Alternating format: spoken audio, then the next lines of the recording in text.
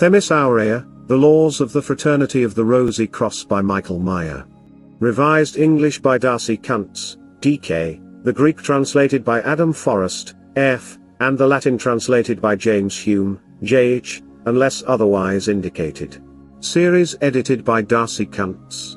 Dedicatory, to the most excellently accomplished, the only philosopher in the present age, the honored, noble, learned, Elias Ashmole, Esquire. Sir, so few and precious is that number of the sons of wisdom, which the Creator, as so many jewels, has laid up in his treasury from the beginning, for the adoration of the world, as that more than one cannot be afforded to stand as a golden candlestick for the holding forth that Lucima Dei to the sons of men, by the light whereof the most recluse mysteries, both naturally and divine, may in some measure, such as is fit for us to know while we remain in these earthly tabernacles, be discovered to those diligent and humble seekers who make it their business to search after the knowledge of the Creator in the works his hands have made.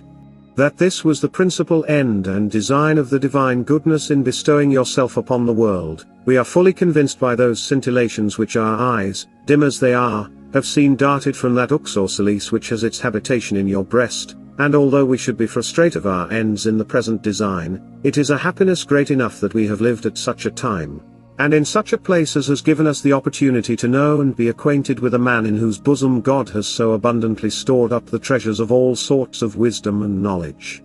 The main of our wishes are that we may so acquit ourselves as that you may have no cause to repent of those kindnesses and respects wherewith you have or shall honor your servants. N.L.T.S.H. S. Preface. The goddess Themis, after the deluge, being asked of Deucalion and Pyrrha, how mankind swept away with the overflowing of the waters, should again be restored and multiplied, commanded them to throw over their heads the bones of their great mother, the which oracle they rightly interpreted concerning the stones of the earth, and thereby attained their desired end, for which cause Themis was afterwards accounted the first promulgator of laws. But without doubt her answer was not thus understood by the ancient poets, who supposed that she rather meant that mankind was generated by two stones, the male, and the female, whence proceeds the wonderful multiplication of that golden medicine, for the Man Deucalion, and his wife Pyrrha are the Gabritius and Beia, the sun and the moon, which two by projection of their specific stones can multiply even to 1,000. Pyrrha within is ruddy, not unlike the color of flesh, although her outward garments are white, and some have named her according to her clothing. Deucalion is a lion, not in body, but spiritually, not in shape, but operation, because he is so cruel to his wife that he kills her, and then bewraps her with his bloody mantle. But very few have attained the true knowledge of the oracle, since most men apprehend it to be only in history, and thence draw some wholesome morals, which here have no place, neither were they ever intended. And now this title is justified, viz., why we call it the Golden Themis, for which I dedicate to the courteous reader. Foreseeing it is much the property of a man to reason, and judiciously to determine, as it essentially belongs to a bird to fly, or an horse to run and traverse the fields, we would not impose on any, or seem to deprive them of their native freedom by captivating any one's judgment. It is said of the whetstone, that being itself blunt, yet it sharpens other things, and though the steel and flint have not actually fire in them, yet being struck against each other, they mutually send forth sparks. Give me leave, I pray thee, to apply. For if thou reap any profit hereby, I shall think myself to have been serviceable. Be candid and farewell. An epistle to the Rosicrucian Fraternity. To the most perfectly united, most eminent, most wise, and true philosophers and brothers R.C., Theodosius Varax and Theophilus Selnatus, with health and peace. When our eyes, despising all things earthly, had been lifted somewhat on high, they fixed their vision with rays united, so that, if they could not penetrate heaven and the ethereal regions, they might at least without sacrilege touch their limits. For we have no small comfort in ever more raptly beholding and admiring those things of which the possession itself would be unlawful. Assuredly, only that ambition is pious which does not proceed except by sword's point, where we ourselves would, on more careful consideration, be afraid to go. Safely, perhaps, might our humble wings have stirred up the dust, but it ought to fear utter ruin from ambitious flight. Even so, let it plunge into the waters, there to wash away the crime of its audacity, nay, let it plunge into the waters that prevail far above the earth, so that some glory may attend our falling, and a certain triumph over our failure, just as meteors, ignited by their fall, flash and strike terror in their dire descent. But we are supported both by piety and your candor, as it were with expanded wings, and easily shall we mount above sordid creeping envy and ignorance, whose inert weight would otherwise pull us down. Why, then, should we not suppose our enterprise is safe in its very inception? For whatsoever judgment ye may form concerning us must be to our profit. If favorable, we shall shortly enjoy an easy boon, but if harsh, the greater our necessities the better will be the opportunity of benevolence. We should be too burdensome to you, and too irksome to ourselves, if we were to recount from beginning to end the cause of our daily quarrel, but since keeping silence is a sign of either stupidity or of arrogance, we shall avoid both, lest we fall into Scylla or Charybdis.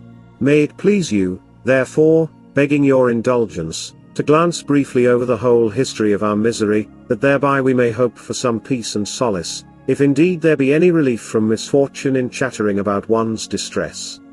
While we were seriously considering that philosophy has been corrupted by the schools, and daily produces more dread monsters than Africa herself, we began to feel terrified, and were frightened of extracting philosophy thence.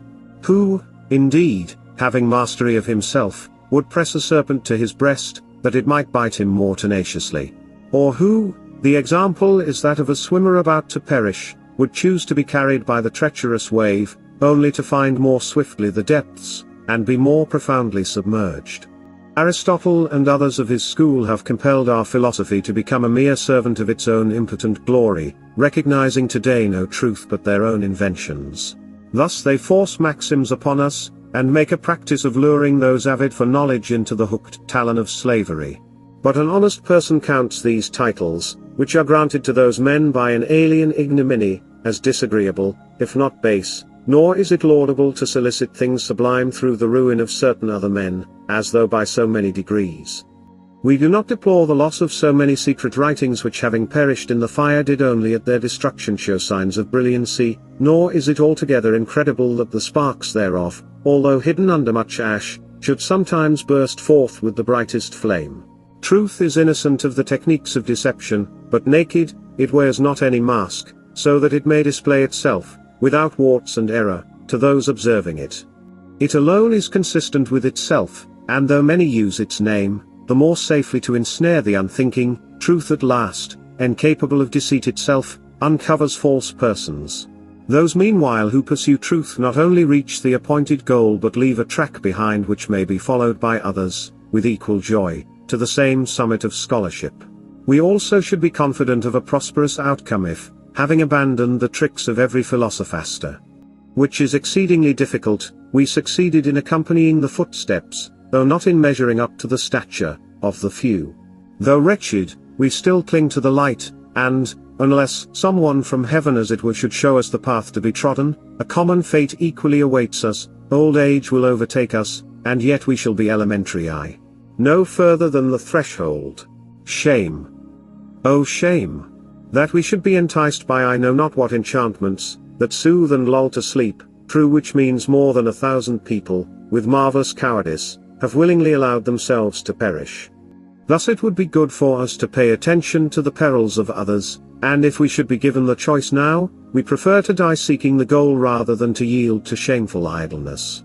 We will accordingly, O most prudent men, continue in earnest desire, looking towards you in whom our help lies. We are sufficiently conscious of our feebleness, and therefore we seek a remedy. We labor under a disease that is, we hope, not yet fatal. Indeed, we rightly sense ourselves till now to be ill, and that man seems to have most nearly escaped calamity, who has shaken off his stupor, and has returned to his true self. The gentle ray of your humanity has animated our languishing and sterile hopes and encouraged us to ripen till the vintage, with the result that now, to be sure, the free gate of erudition lies open before us. Let no one henceforth fail to focus farther than the arts, for where others have set the finish post, have ye begun. And just as your progress in any faculty is beyond telling, so also your clemency surpasses praise, and therefore may we conjecture that ye are separated from every rank, being so gentle and mild.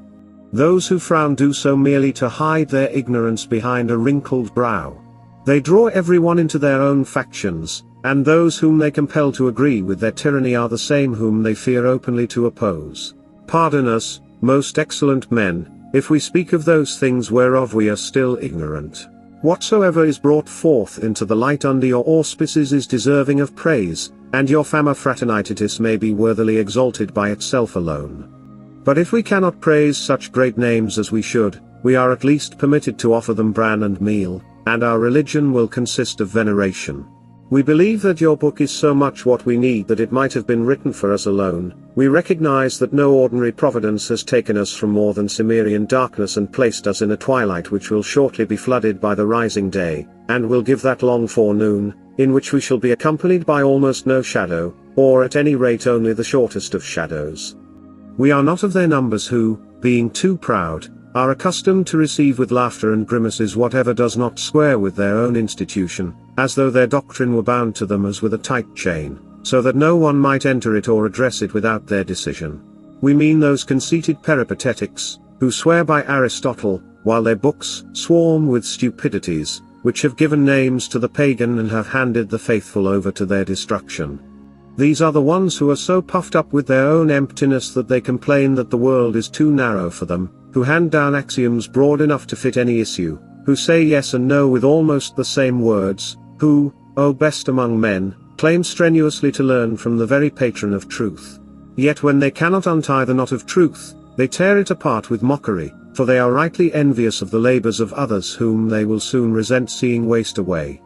We would make you ill if we were to recount here all the ineptitudes with which their books bubble forth. Every time some great mystery comes up for their consideration, it is either dealt with in a doubtful and obscure way or, more likely, they neglect it.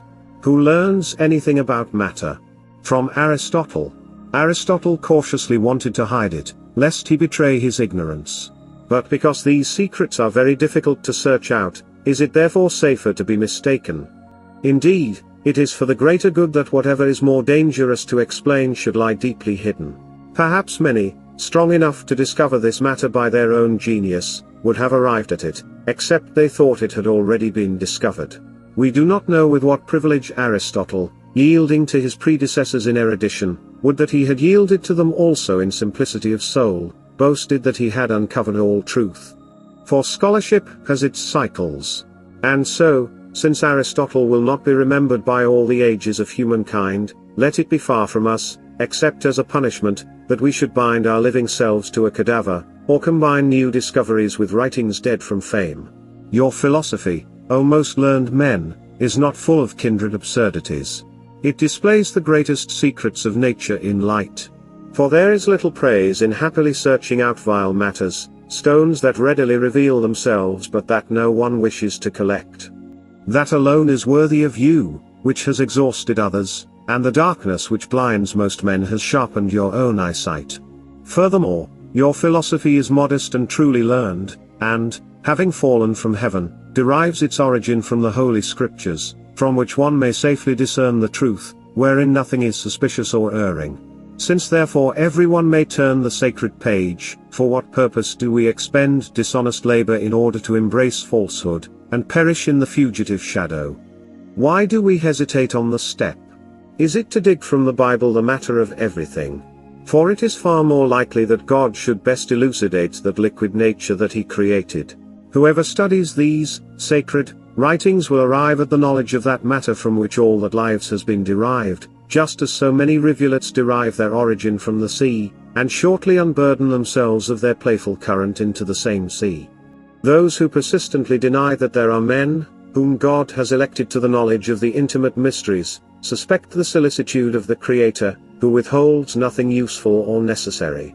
He who fabricated the whole machine of the universe for the human race, willed, both for his own glory and our benefit, that his works should be understood. Therefore from heaven he has illuminated the minds of some, and endowed them with thoughts that meditate on what is plainly divine. To be sure, our capacity is so humble that much of what it experiences is beyond its powers. We cannot torture ourselves with incessant studies, nor fail to concede to the eyes their accustomed sleep. But unless the celestial rays should kindle daylight in the mind, night rears up with its vigils. There is, however, no profit in mere study without light from God, which is almost beyond our hope. Therefore as God, thrice excellent and most great, created the two lights at the first origin of the world, wherein all creatures may be seen and illuminated, so he has flooded the souls of certain men with such light that they may behold the sun and moon themselves, nor be blinded meanwhile, and may preside over creatures with a celestial torch, and cause things to flourish. So the chaos of letters has given way to a glorious cosmos, heaven has descended to earth, and the superficie is being removed, the center itself comes into view, while if we spoke of even greater things there are some from whom the meaning would not be hidden. For we have good reason to believe that there is a true society, your own, unto which God has revealed the oracles. It is much more probable that God would reveal such mysteries to his church than to the heathen, who use the sun to light the sparkling torch of nature, and if ever the light from heaven should flash upon them, they become more blind thereby. Indeed, their eyes have dwelt constantly in the darkness, and so pure is the light that they can scarcely endure it without injury. But doubtless to those same, true philosophers, to whom God has freely given his mysteries, he shall also give other lesser benefits, and those who possess divine truth are not likely to be ignorant of nature's secrets. Those, in short, who have been admitted into the companionship of the mistress, by that very fact become intimates of her handmaiden. There is, furthermore, another reason that ye also are few and wise, while the mob is a multitude and rude, and its own mass is hurtful to it if it aspires on high, though now and again one or another moves with wondrous agility, and escapes to the upper air, such a person retains his knowledge, meanwhile, of every lowly thing handled by the heedless hands of the mob. Wise nature has deeply hidden her treasures that they may not become common. In like manner, art also hath its penetralia, its gems are to be sought, its gold is to be dug up, and the divine operation is an assistant in the investigation of both.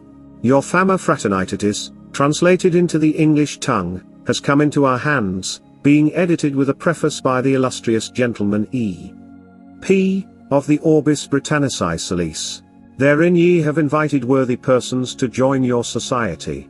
But hence ye profane. It is not proper that all little men of whatever kind should snatch at such humanity, or that others, hoping for better, should trample what has been cast before their feet. Meanwhile a bitter strife has risen up amongst us, because we are well aware that we deserved not so great a blessing, and yet our weakness gave way before your favor, and we rejoiced at being thus overcome, and we kiss your laurel. For the rest, our misfortune seems to have acquired strength from injury, just as, when one head of the hydra is cut off, another rears itself immediately. Therefore we press on toward the border, as it were, of virtue, which is crowded with difficulties as though with numerous attendants. We lacked the opportunity of sending to you, for it was hardly certain where our epistles might find you, equally uncertain was with what name to inscribe the letters, likewise your place of residence was unknown to all but yourselves. And so, little by little, we were again plunged into sadness, and, as is usual with the anxious, we have complainingly uttered these words. What could a helping hand profit us that could not touch our calamity? Be the brothers of the RC the wisest of men and also benevolent, there was no comfort in the conviction of your wisdom and benevolence if we could not reach you.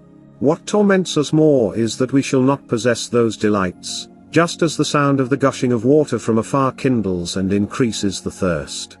Thus our latest happiness has produced worse hardships, for he who has once hoped in vain is twice wretched.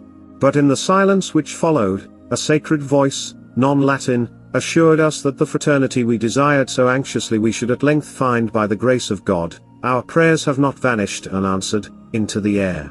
Doubtless, the one who first kindled a spark of this kind is able and willing to make the same erupt into flame. Therefore, we must continue to burn with such zeal of learning, and ardent industry will rise up and turn its torch in our direction. We have, therefore, almost cast away fear and again breathe hopefully, as though brought back to life. With sorrow overcome, all things at last breathe gratitude. Thanks even to our very lapse, we have made much progress. In such a way do flowers, beaten down by the rain, emerge more vibrant, and open their petals the more broadly because they had been contracted more tightly. Mere gold seekers have doubtless inquired after you. They grow feeble so long as their money may increase and their coffers are filled. But truly wealth and all things of that kind are sordid, compared to the excellent dignity of science. Ignorance first seeks out that king of metals, and thereafter becomes the mother of such profligate offspring. Likewise do they seek out your fraternity who are the votaries of pleasure, whose brains have turned into a belly, while they apply arts to their orgies. What surprise is it if some tardy person can barely drag the load of his belly behind him? Or that he should quaff down cities and nations in one cup? We had rather we did not know your secrets, than that those secrets should destroy us, weighted with evil. But do not be surprised, O most learned men, which we have followed on the path of Mercury, though wretchedly exhausted, for guides have appeared to show us the route to be taken. There are also many given over to much writing, which have brought leprosy upon the arts. They discourse of the elixir and the panacea in an enigmatic manner, purposing deception, while others coming after them have pretended to find therein what the writers themselves did not know. It is yet difficult, therefore, to propose them as an example. Indeed, it is clear enough that those who have been deceived by this ignis fatuus do provoke others into the same lot, lest they themselves should seem ridiculous. Misery loves company. Let us not be considered thoughtless who have scorned the promises of pseudo-philosophers that we might give ourselves to truth. The land is usually barren which hides gold, it does not luxuriate with flowers to delight the eyes of passers-by and lead them to the hidden treasure. It can hardly be otherwise that those versed in nature's secrets are taciturn, and their words are rarely heard, as though they were ignorant. They do not write much or attractively, on the contrary, they conceal themselves, so that they may be more hidden, and bury themselves alive in deep silence. Thus it is clearly the case that no one, even if he should spend his nights at such studies, may by his own efforts attain to these mysteries. Those who have falsely interpreted the fables of men of old have merely invented new ones, whereas those who are true mystics have by their industry poured forth everything into such thick darkness that whoever approaches to understand them would more quickly lose his mind than gain instruction. We therefore, who have seriously pondered all these things again and again, ask you to take pity on us. Since our prayers savour of something grand, let them be auspicious. We are still young men and novices, as our nervous epistle indicates, but perhaps an aged mind has been infused into us. Nevertheless, allow us to be immature, while we are yet acolytes. Anything might be easily imprinted on those who have not yet been marked with a seal. We are two souls as it were in one, seeking the same thing, and why should anything stand in the way of your fraternity giving birth to twins in one parturition, just as God, who has made a woman fertile, gives her numerous and legitimate offspring now and in the future. As far as religion is concerned, our attitude is far different from those who dispose of God. Let them shout that there is nothing that has not flowed from nature, and is conserved by the same, and who thus ridiculously limit nature. On the contrary, whatever is, either has come to be from itself, or from something else. Nothing, however, while it yet has no being, may give itself its own origin. Whence, philosophizing from effect to cause, let us finally ascend to God, the Creator of the world. For turn our eyes whither we may, where do we not see His power? Any blade of grass demonstrates the presence of God. Whoever examines carefully animals and minerals, whether he considers their marvelous generation or even, it may be, knows something of their transmutation, well understands who is the A and U of all things, and so God, who is truth itself, has no enemy but the ignorant. We smile at all which you have said concerning the Pope, that religion, if so it can be called, though it nowadays be dispersed like so many vehicles through sects and heresies, will be involved in the same ruin as they. What stone is left unturned by the Jesuits, so that they may confound us in everlasting chaos? This man arrogantly breathes blasphemy, and who nurtures superstition, but if here they bring forth so many unspeakable monsters with impunity, God at last will have his vengeance. We trust that there are no other obstacles which separate us from your society. We ask much, but it is within your power. Let neither temerity nor sloth deliver us unto reproach. These are two plagues of any age, and by them even men who are in every other respect most wise have perished. Pardon us, most loving brethren, if we seem to force ourselves upon you, and deign to embrace us with open arms. But if ye have no time for such trifling matters, we know well enough that we shall almost despair of our mind and, surrendering to, we hope, a more propitious heaven and earth, we shall burst forth with these groans, the most illustrious brethren have rightly judged us unworthy of the divine light, whither now may we, most unhappy, escape. Have not we forsworn the darkness, nor is it proper for so beautiful and well-dowered a virgin to roam the streets. Therefore we must seek the pristine gloom, where we may wander in lamentation, and thereafter we shall fall under the spell of night, since in it we may safely sleep, and pass through our unavoidable misfortunes in peace and silence. Meanwhile, O heaven, grant us to become a part of thee, and let our stars shine in the night. Thou, too, O earth, true mother of all, rouse thyself and aid us, taking on a different form, embrace us to thy bosom so that at last cadavers may revive. However that may be, we assure ourselves of better things indeed, we are certain that ye, ever faithful to yourselves, are not able to abandon us, unless ye be perfidious. It must be a matter for gladness that our prayers are in harmony with your desire. But if ye have decided, too hard and cruel, to hide your light, we shall not therefore be extinguished. Little by little and slowly our light will expire. Indeed, our hopes, since they have no remedy from us as from the best of medicines, will call upon their own resources, by which they may support a languishing nature and expel despair. We shall, in other words, attempt to grasp with our own hand the branch that the gods refuse to reveal. Exhausted by studies, therefore, although we cannot discover your house of the Holy Spirit, perhaps we may stroll through its garden next door, so pleasantly situated, laden with fruits, and relieve our thirst at its fountain, gushing with celestial water.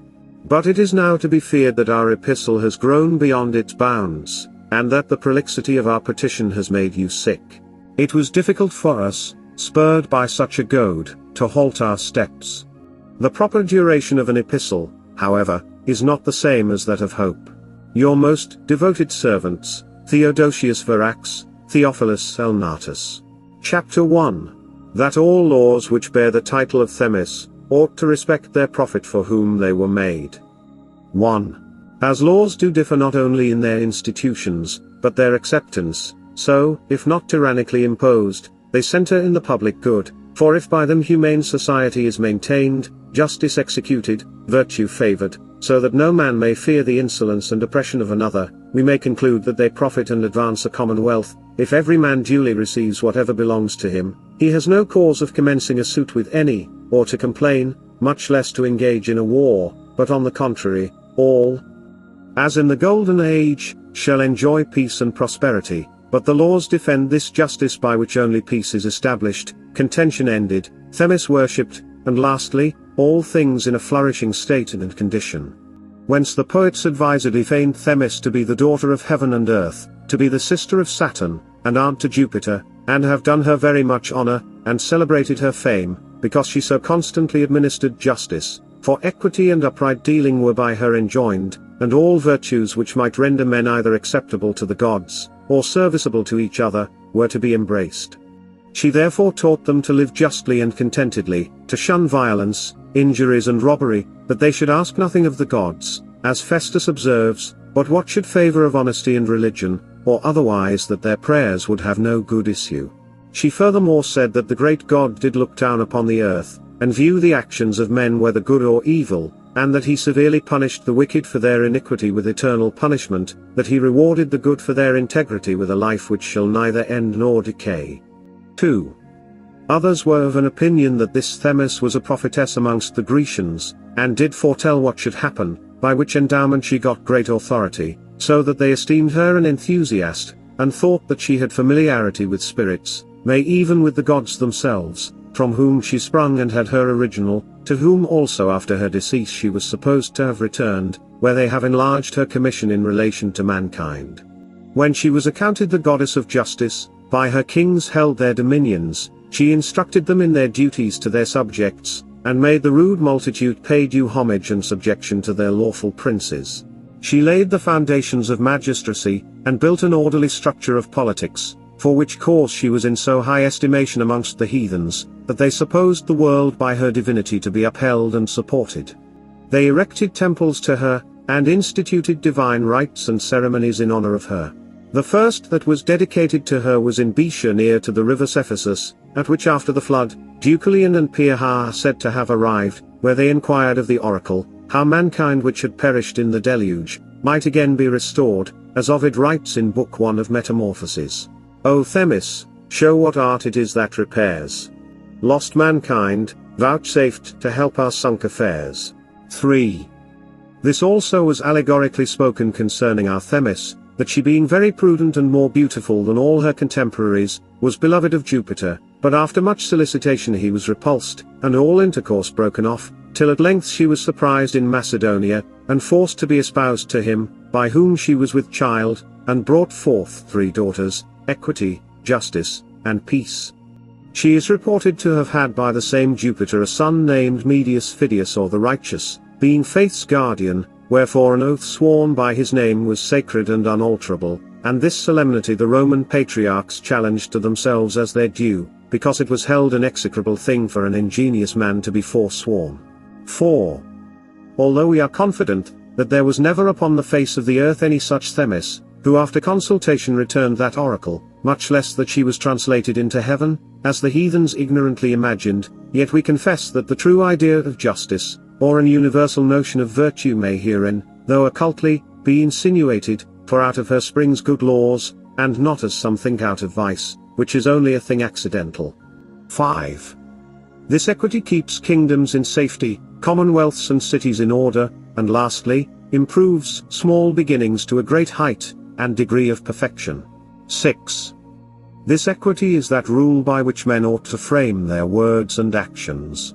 Polycletus, a famous statuary, made a book in which was proportionally expressed to the life each member in man's body, and he called this a pattern by which other artificers might examine and prove their pieces. Such rules indeed there are in all arts and sciences named axioms, which by deduction of things from their principles do rightly conclude. 7. This equity does so poise all our manners and actions that they are not swayed to injustice and wickedness, whereby very many inconveniences are eschewed which happily might lead us away, for as luxury and riot are the causes of diseases, so injustice has annexed to it as an inseparable companion loss and punishment, and on the contrary, as health renders men most happy, not only because of itself, but as it is big with other benefits, so by this equity, wholesome laws are enacted to the great comfort and advantage of mankind. But because this is so clear to every rational man, in vain are words spent to demonstrate it. Chapter 2. Those laws which the founder of this fraternity prescribed to the RC are all good and just. 1. As no rational man can deny the absolute necessity of good laws, so it is most fit that such laws should have their due praise and commendations, that the sluggard hereby might be pricked on to virtue, and the diligent might have his deserved reward. 2. Seeing therefore that these positions or laws, laid down by the father of the honorable fraternity are worthy of special view, we shall truly according to their nature, and the advantages men may receive from them, crown them with due commendations, counting them not only worthy of acceptance, but an encomium. 3. First, it is most reasonable that every society, if it be good, should be governed by good laws, if otherwise, by bad, but that this society is good and lawful, we do not only suppose, but may gather from particular circumstances to which their positions are agreeable. 4. Something may be said concerning their number of 6, which has very much of perfection in it, so that the society by an abundance of laws is not in confusion, nor yet by the paucity and fewness tied up from all liberty. When there are multitudes and great diversity of laws, we may probably conjecture that there will be many crimes and enormities, for he that slights the straight path of nature and reason, will certainly be misled into many windings and labyrinths before he comes to his journey's end. From these inconveniences our laws are free, as well in quality as number, they are voluntary, and such to whom all may easily assent as most rational. 5. They follow in their order. A. That every one of them who shall travel, must profess medicine and cure gratis. B. That none of them, notwithstanding their being of the fraternity, shall be enjoined one habit, but may suit themselves to the custom and mode of those countries in which they reside. C. That each brother of the fraternity shall every year upon the day C make his appearance in the place of the Holy Spirit, or else signify by letters the true cause of his absence. D. That every brother shall choose a fit person to be his successor after his decease. E. That the world RC shall be their seal, character, or cognizance. F. that this fraternity shall be concealed 100 years. 6. The brethren are solemnly sworn and strictly engaged to each other, to keep and observe these conditions and articles, in all which we find nothing either prejudicial to themselves, or hurtful and injurious to others, but that they have an excellent scope and intention, which is the glory of God and the good of their neighbor. We shall further prosecute these things, and by running through their several causes and circumstances, give any one a greater light into them. 7. In the first place, as touching the first author of these laws, it will be worthy our consideration to examine whether he had power and authority to make such laws for himself and others, and of requiring obedience thereto. Then who was the author? And while his name has been hitherto concealed. 8.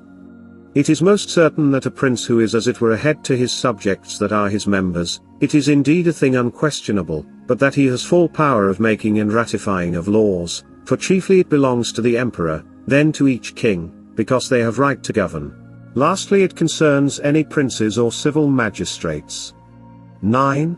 But laws that are brought in by inferiors, extend only to those that have a particular relation to them, neither are they long-lived, nor do they excuse from the laws of superiors, being only obligations which respect time, place, the person and subject. 10. Amongst the ancients those men who were of best repute for their wisdom, learning, authority, sincerity, and of greatest experiences, might set up laws in any city or nation. Thus we see that Moses was made ruler and chieftain amongst the Hebrews, and amongst the heathen the first lawgivers were called Zephyrians, after them Zaleucus in imitation of the Spartans and Cretians, who were thought to have received ancient laws from Minos, wrote severe laws, and found out suitable punishment. He left rules whereby men might try their actions, so that many afterwards were frightened into good manners, for before him laws were not written, but the sentence and state of the cause lay in the judge's breast. 11. Afterwards the Athenians received laws from Draco and Solon, upon which they proceeded in all courts of judicature, from whom the Romans who lived after the building of the city 300 years, had their laws of the 12 tables published by the Decemviri, and these in process of time being enlarged by Roman magistrates and the Caesars, became our civil law, which at this time is used amongst us. 12. Other nations also had their respective lawgivers, as Egypt had priests, and Isis, who were taught by Mercury and Vulcan. These were golden laws, and such as owed their birth to the fire. Babylon had the Chaldeans, Persia had magicians, India had Brahmins, Ethiopia had the gymnosophists, amongst the Bactrians was the Molsis, amongst the Corinthians was Phaedo, amongst the Nilesians was Hippodamus, amongst the Carthaginians was Charonda, lastly amongst the Britons and French was the Druids. 13. From what has already been said there may be gathered thus much, viz., that anyone has liberty, his companions complying and faithfully engaging, to prescribe laws to himself and them, especially if such laws are founded upon reason and equity, for, as the comedian has it, amongst the good ought to be transacted just and honest things, but as the combination of the wicked is unlawful, so are those bands that oblige them damnable, whose trust and fidelity are but true cheats and sure deceits. Their constantly but obstinacy, their oaths cursing, their rules methods of villainy, their laws are commands to wickedness. 14. Our author indeed was a private man, and no magistrate, but in his particular relation he was invested with much authority, whereby he might oblige and bind others, be both lord and father of the society, and the first author and founder of this golden medicine, and philosophical order. If any one shall attempt to usurp jurisdiction over any against their wills and consent, he shall find his labor to be in vain, for he must needs suppose them to have a prejudice against such designs, since he plays the bishop in another's diocese, but certainly the case is different here, because by a fair resignation they devoted themselves to his command. 15. Surely for confirmation we may take notice of the time, they have been kept and observed for many ages, and this does not a little strengthen the first authority, for if you prescribe laws to any who were not under such before, and such laws continue a long season inviolated, it will follow that those laws being just and good may yet endure, for that nothing hinders, but that this private legislative power may be in force, being neither contrary to divine or civil statutes, the laws of nature, any positive law, or custom of nations. 16. To some it may seem a strange thing that our author's name should not be known, to which we answer. 17. Our father indeed has lain hid as being long since dead, and his brethren, although they live and retain in record and memory his sacred name, yet because of some secret and weighty causes, are not willing to have his name or person known. Besides, they have a continual succession and genealogy from him to themselves, and they received afterwards a lamp from a known confederate and colleague of their fraternity. They can read the author's soul in his books, view the true feature in the picture, judge of the truth of the cause by the effect, whose actions confirm their goodness and sincerity. Their hands are set with eyes, so that their belief goes beyond their sight, where other men foolishly and ignorantly think incredible and vain. They know how to be real and possible. 18. Shall we deny that those men who were chosen and selected to be of the fraternity, were unacquainted with our author? Surely they were most intimate and familiar with him, and performed with alacrity whatever he commanded or enjoined them. 19. To those indeed to whom the knowledge of him was no benefit, he was not, neither was it necessary that he should be known, unless such persons over-curious pried into matters which concern them not. For as it belongs not to us to have intelligence what designs are in agitation within the walls of Troy, or who in India does administer justice or give laws, so likewise ought they not to intermeddle with this author and his brethren altogether unknown to them. If we behold smoke breathing out of a house, we presently conclude that there is fire within. And why should not we, although the Father and the fraternity have not been seen by outward eye, yet because of their works, by the eye of our minds discern and satisfy ourselves concerning them? We can pass a judgment upon a tree by the fruit. Although the fruit is plucked off, it suffices to the knowledge of a man if we hear him speak. When Socrates spoke thus to a young virtuous man, but one that held his peace, "Speak," said he, "that I may hear thee." A dog discovers himself by his barking, a nightingale by her sweet chanting notes, and we judge of all other things according to their actions. And why then cannot we distinguish our author from cheats by his positions and laws, since it is the other's whole design to delude? They make gain of their tricks, that which would be irksome to another, they take pleasure in, and make a sport of dangers and hazards. 20. Our author is nameless, but yet worthy of credit, unknown to the vulgar, but well known to his own society. And some may ask the reason of his concealment. We know that the ancient philosophers counted themselves happy in a private life, and why may not moderns enjoy the same privilege, since necessity may put these more upon it than them? The world is now more burdened with wickedness and impieties. Indeed, the whole creation as it flowed from God was exceedingly good, but man's fall has brought a curse upon the creatures. Polydorus had not been so credulous. Could he have foreseen his fate, by whose example others have got wisdom? They dare not entrust themselves with the rude multitude, but secretly do withdraw themselves, for commonly an handsome opportunity makes a thief, and he that exposes his treasures upon a high hill to all men's eyes, invites robbers. Men called homins have both their name and nature ab umo, from the earth, which sometimes being parched with extreme heat opens, sometimes seems to be drowned with floods, which depend upon the sun, wind, showers, either of them either yielding no influence at all, or exceeding in their operations. Even so the mind of man is not always in the same condition. Sometimes it enlarges itself in covetousness, sometimes vice is more pleasing to it than virtue, and plundering is preferred before honesty and justice. But I would not be thought to include all men in this censure, for we intend only those who having neither reason nor learning, to differ very little from the brute beasts. 21. Wherefore the father of this fraternity was not so much careful of concealing himself in respect of his own interest, but herein he wisely consulted the good and welfare of his successors and the whole fraternity. Shall we esteem him a wise man who is not wise for himself? So that Aristippus, Anaxarchus and many others do worthily bear their disgraces. 22. Everyone by dangerous achievements and noble exploits can get renown, and some have grown famous by notorious and execrable villainies, as Herostratus who fired the great temple of Diana. But this our author and his successors conceal themselves, very well knowing what a sting honor and popularity carries in the tail of it, not that they hate or scorn human society, but that they may as it were at a distance behold the enormities of men, being only spectators and not actors.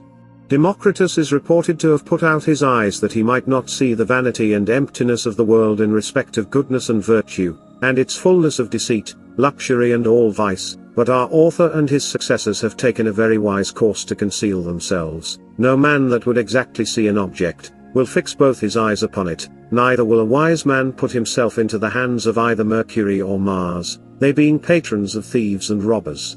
Neither will he entrust himself with Jupiter or Apollo, since that the one is armed with thunderbolts, the other with arrows, by which the unfortunate Hyacinthus perished, and was metamorphosed into a flower bearing his name. Chapter 3. Concerning the general intent and effect of these laws with the particular circumstances of place, time, means and the end. 1. We have already at large discoursed of the maker and efficient cause of these laws, now we shall treat of their effects and circumstances. 2. That is probably termed an effect which in all points agrees with its cause, so that if our author was an upright man, these laws which flow from him shall likewise be good, it being a very rare thing to see a virtuous offspring degenerate from their parents and ancestors. 3. It is evident enough that these laws do answer their intention, by that order and firm knot of friendship which yet continues amongst that honourable society, for if reason, nature, and truth, had not justified their proceedings, doubtless they had long since been ruined and come to nothing. Many indeed aim well, but yet hit not the mark, and we know that a sudden storm crosses the endeavour and desire of the mariner in arriving at his safe haven, even so he that sets himself to any noble exploit, shall find blocks in his way, and if he goes through with it, God should have due thanks by whose providence and blessing he obtains so happy an issue. 4. Hitherto these brethren have not repented of their condition, neither will they ever, being servants to the King of Kings, all the fruits of their labours they dedicate to him. Religion with them is in greater esteem than anything in the world, as well in the book of nature as the written word they read and study God's omnipotence, his providence and his mercy, they account it their duty to help and relieve the poor and oppressed, and surely such actions become Christians, so unworthy a thing it is that heathens and Turks should outstripe us in them. 5. It is not necessary that any should know their place of meeting, but they whom it properly concerns. We are sure that it is not in Utopia, or amongst the Tartars, but by chance in the middle of Germany, for Europe seems to resemble a virgin, and Germany to be her belly. It is not decent that a virgin should discover herself, lest she rather be accounted a strumpet than a virgin. Let it suffice that we know her not to be barren, to have conceived, yea and brought forth this happy fraternity, although hers is a virgin womb, yet she have teemed with many rare and unknown arts and sciences. We mean Germany, which at present flourishes and abounds with roses and lilies, growing in philosophical gardens where no rude hand can crop or spoil them. 6. The Hesperian nymphs have their abode here, Igli, Hirtusa, and Hespriusa, with their golden boughs, lest they again become a prey to Hercules, are here secured. Here are Gerion's vast bulls in the fair and safe pasture, neither Cacos, nor any malicious person can steal or persecute them. Who can deny that the golden fleece is here, or the princely garden of Mars and Eta, who is famed to be the son of Phoebus and Phaeton's brother? Here are fed the sheep and oxen of the sun called Pecudes, whence is derived the word pecunia, money, the queen of the world. 7. It would be to no purpose to speak of the means by which these things have been deduced from their first author, since that the brethren in their book entitled their Fama and Confessio Fratermitatis, and in other writings have at large declared them. He brought them first from Arabia into Germany, his native country, and then designed to make up the fraternity, and these made the first part of the book called M, of which there is so much mention in their Fama Fratermitatis, which was afterwards translated out of Arabic into Latin, out of which book M they learned many mysteries, and in it as in a glass they clearly saw the anatomy and idea of the universe, and doubtless shortly they will let the book M come abroad into the world, that those who covet after knowledge may receive satisfaction. Nay, I confidently believe that happy day to be at hand, so we may judge of the lion by his paw, for as the ebbing and flowing of the sea, as Basil Valentine reports, does carry much wealth to diverse kingdoms, so these secrets coming into public view, having much in them of the world's harmony so much admired by Pythagoras, may yield us no less profit and content. 8. Neither has it been ever known that two have been so much alike as this to the M. Yes, this F is the M, neither must we expect another M. 9. The end for which these laws were made was the common good and benefit, which partly belongs to the brethren themselves, and partly respects others, either in their minds or bodies, to the furnishing of that with knowledge, and to the remedying of the diseases of the other, for they being ambitious to profit and advantage others, have taken a course suitable to their intentions. 10. But if any shall object and say that they have not consulted their own safety, these things will confute, as also that they have endeavored the good and welfare of others. 11. In this case the scales hang very even, inclining neither to the one nor other, and the first unity is equivalent to the fifth, or second and third linked together. Every one, as the proverb has it, will christen his own child first, and rivers, as the wise man speaks, stream not out, unless the fountain is full. He gives best, that gives so to one that he may give many times.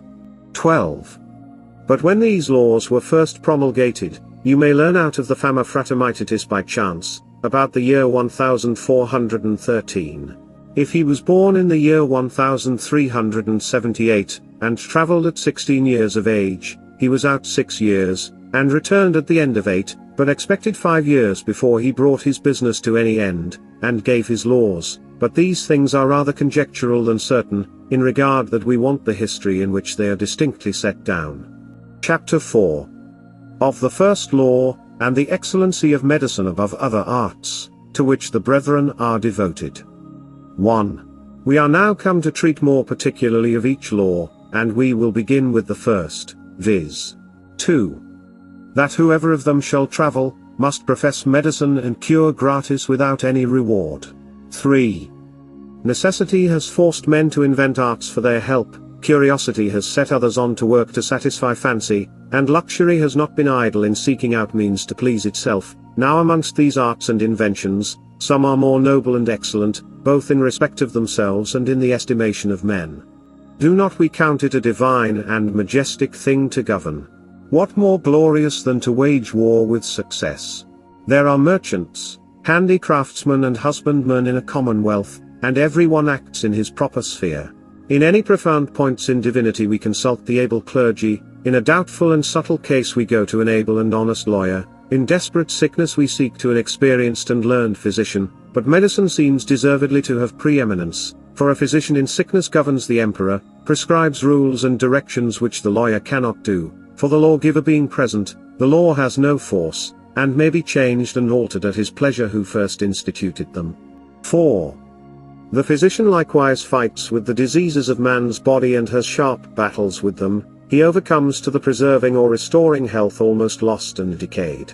Hence Aristotle places health amongst those things in which all men agree, for everyone knows that it is best, and desires to be well, and in the next place to be rich and wealthy. 5. Wherefore a physician's employment is so far from being contemptible, that it is concerned in a man's chief outward good and happiness, in maintaining health and curing diseases. God at first created man. Nature, God's handmaid, conduces to the generation of him from the seed of both sexes, and it is the physician's office to recover man diseased, and to restore him to his native health. So that this art has much in it of divinity, having the same subject with the creation and generation, viz. Man, who being created after the image of God was his by creation, being begotten was nature's by generation. Nay, Christ himself being incarnate did not disdain to be as well as the physician of the soul, so also to be the physician of the body. The prophets among the Israelites practiced physics, the priests amongst the Egyptians, out of whose number the kings were chosen. Lastly, great princes have studied this art, not covetously for the reward, but that they might help the sick. We have heard of some who having slain many in a just war, yet to clear themselves have freely given physics, doing good to me to expiate the hurt they had formerly done. 6. Wherefore since the profession of physics is so high, so noble and sacred, we need not admire that amongst other arts and sciences in which they excel, these brethren of the honourable society should choose and prefer this above them all. I confidently believe that they, knowing the most intimate secrets of nature, can naturally produce very strange effects, which may as much amaze an ignorant spectator as the Gorgon's head, but medicine was dearer to them, as being of most profit and greater value. 7. But some, perhaps, may exclaim against the brethren, saying that they are not physicians, but mere empirics, who intrude upon physics. Such, indeed, should first look at home, and then abroad.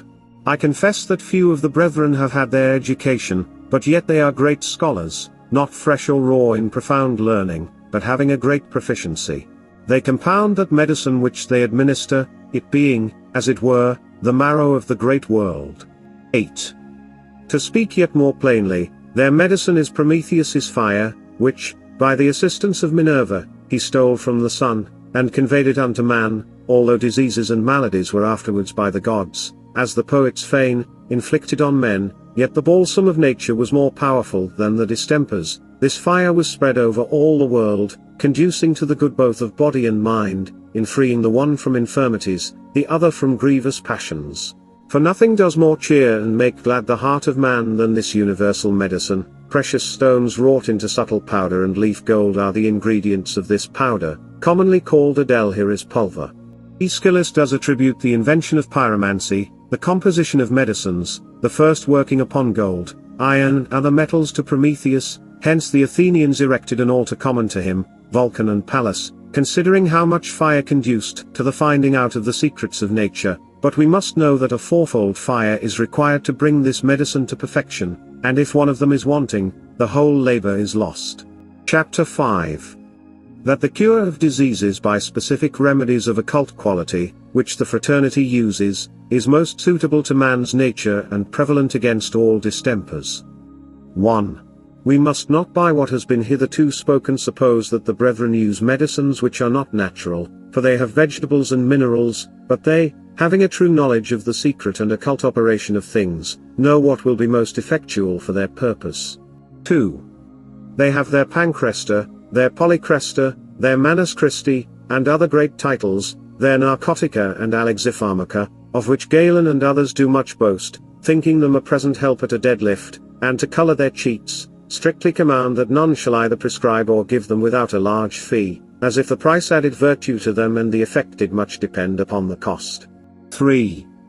The brethren also have variety of medicines, some called kings, some princes, some nobles and others knights, each one being denominated according to its excellence and worth, but we must take notice that they prescribe not according to the purse, but the infirmity of the patient, neither do they desire a reward beforehand. They likewise fit not a child's shoe to an old man, because a due proportion ought to be carefully observed. A dram is sufficient for the one, and an ounce of the same medicine for the other.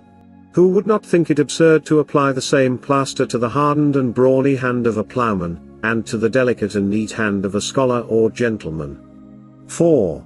He that practices physics aright does consider the different temper of persons in the same disease, as a learned judge does not always give the same judgment in the same cause, which circumstances may very much alter.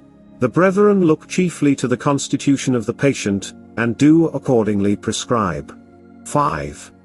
They have in all things experience to confirm their knowledge. They use very choice vegetables, which they gather when they are impregnated with heavenly influences, not deluded with common, idle astrological notions, but certainly knowing at what time they have received a signature effectual to such an end, and they apply these vegetables to such diseases for which they were intended. 6. It is a most irrational thing when nature has afforded us simple medicines to correct and amend their deficiencies, that we should mix and compound with qualities hot, cold, moist and dry, so that one specific being, perhaps secretly of a contrary operation to another ingredient, the proper virtues of both, if not lost, yet are much diminished. 7. The Galenists say that the first qualities do alter, that the second do either thicken or attenuate, and so foolishly and ignorantly of the rest, whereas each vegetable has in it virtue essentially to chase away the disease in which it may rightly be applied. It is here in medicine as in an army, if each soldier falls out with the other, or they mutiny against their commander, the enemy gets strength, and makes use of their weapons to slay them. 8. Some may ask, what is here meant by specific? I answer that I intend that which the illiterate Galenists calls an occult quality, because it is neither hot, cold, moist or dry, because indeed true profound knowledge was above their reach or understanding. 9. Valescus de Taranta, lib. 7, cap. 12, defines or describes the Galenical occult quality. A question is started how a locust hanged about the neck does cure a quartan. To which they answer, that if these empirical medicines have any such virtue, they have it from their occult quality, which contains the specific form of the distemper conjoined with the influence of the stars, but then we may ask what that total propriety is. Averroes calls it a complexion, others say that it is the substantial form of a compound body, some will have it to be the whole mixture, viz. the form, the matter and complexion, which Avicenna names the whole substance, when he said that a body has neither operation from the matter, nor quality, but the whole substance or composition. 10. But to speak truly and clearly as it becomes philosophers, we hold that there is a natural virtue and certain predestination flowing from the influence of heavenly bodies, so particularly disposing the form to be introduced, that it is, as it were, determined to its proper object, whereby after due preparation of the matter, and conjunction of the form, the whole substance or mixed body necessarily produces a proportional effect. And Avicenna perhaps meant this much, whence Arnoldus, in his book De Causis Sterilitatis, said that the peculiar property of a thing is its nature which proceeds from the right disposition of the parts to be mixed, and this is called an occult quality, to most men unknown because of its difficulty.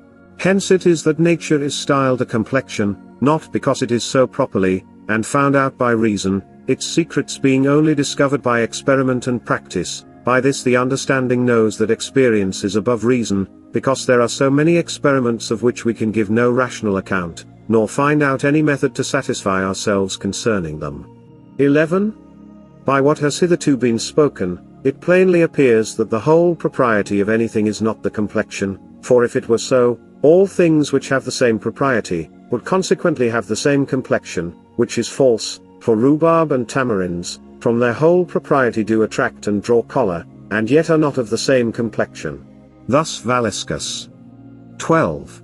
It is therefore evident that the true propriety of medicinal things is only known by experiment, and not by the false galenical rules of art, which do not give us light into the nature of any simple. For instance, consider the rose, it sends forth a most pleasant perfume and is of a ruddy lovely color, not in respect of the quality cold and dry, but of that proper virtue essentially in it, neither can there be any deduction from these qualities, being not subject to taste, to feeling, to hearing, and consequently none at all, because specifics have another original. 13. How are the first qualities observed? Not from their essence and nature, but as sense discovers them, whence reason draws a conclusion, but we see not how reason can determine concerning the qualities of a rose, whether it is hot, cold, moist and dry, unless it has been informed by the senses as by the color, scent, taste or touch. 14. But these rules are altogether uncertain and fallacious, and there are more experiments to overthrow than to confirm them, for who dare affirm that all cold things can have no scent, that all hot things have scent?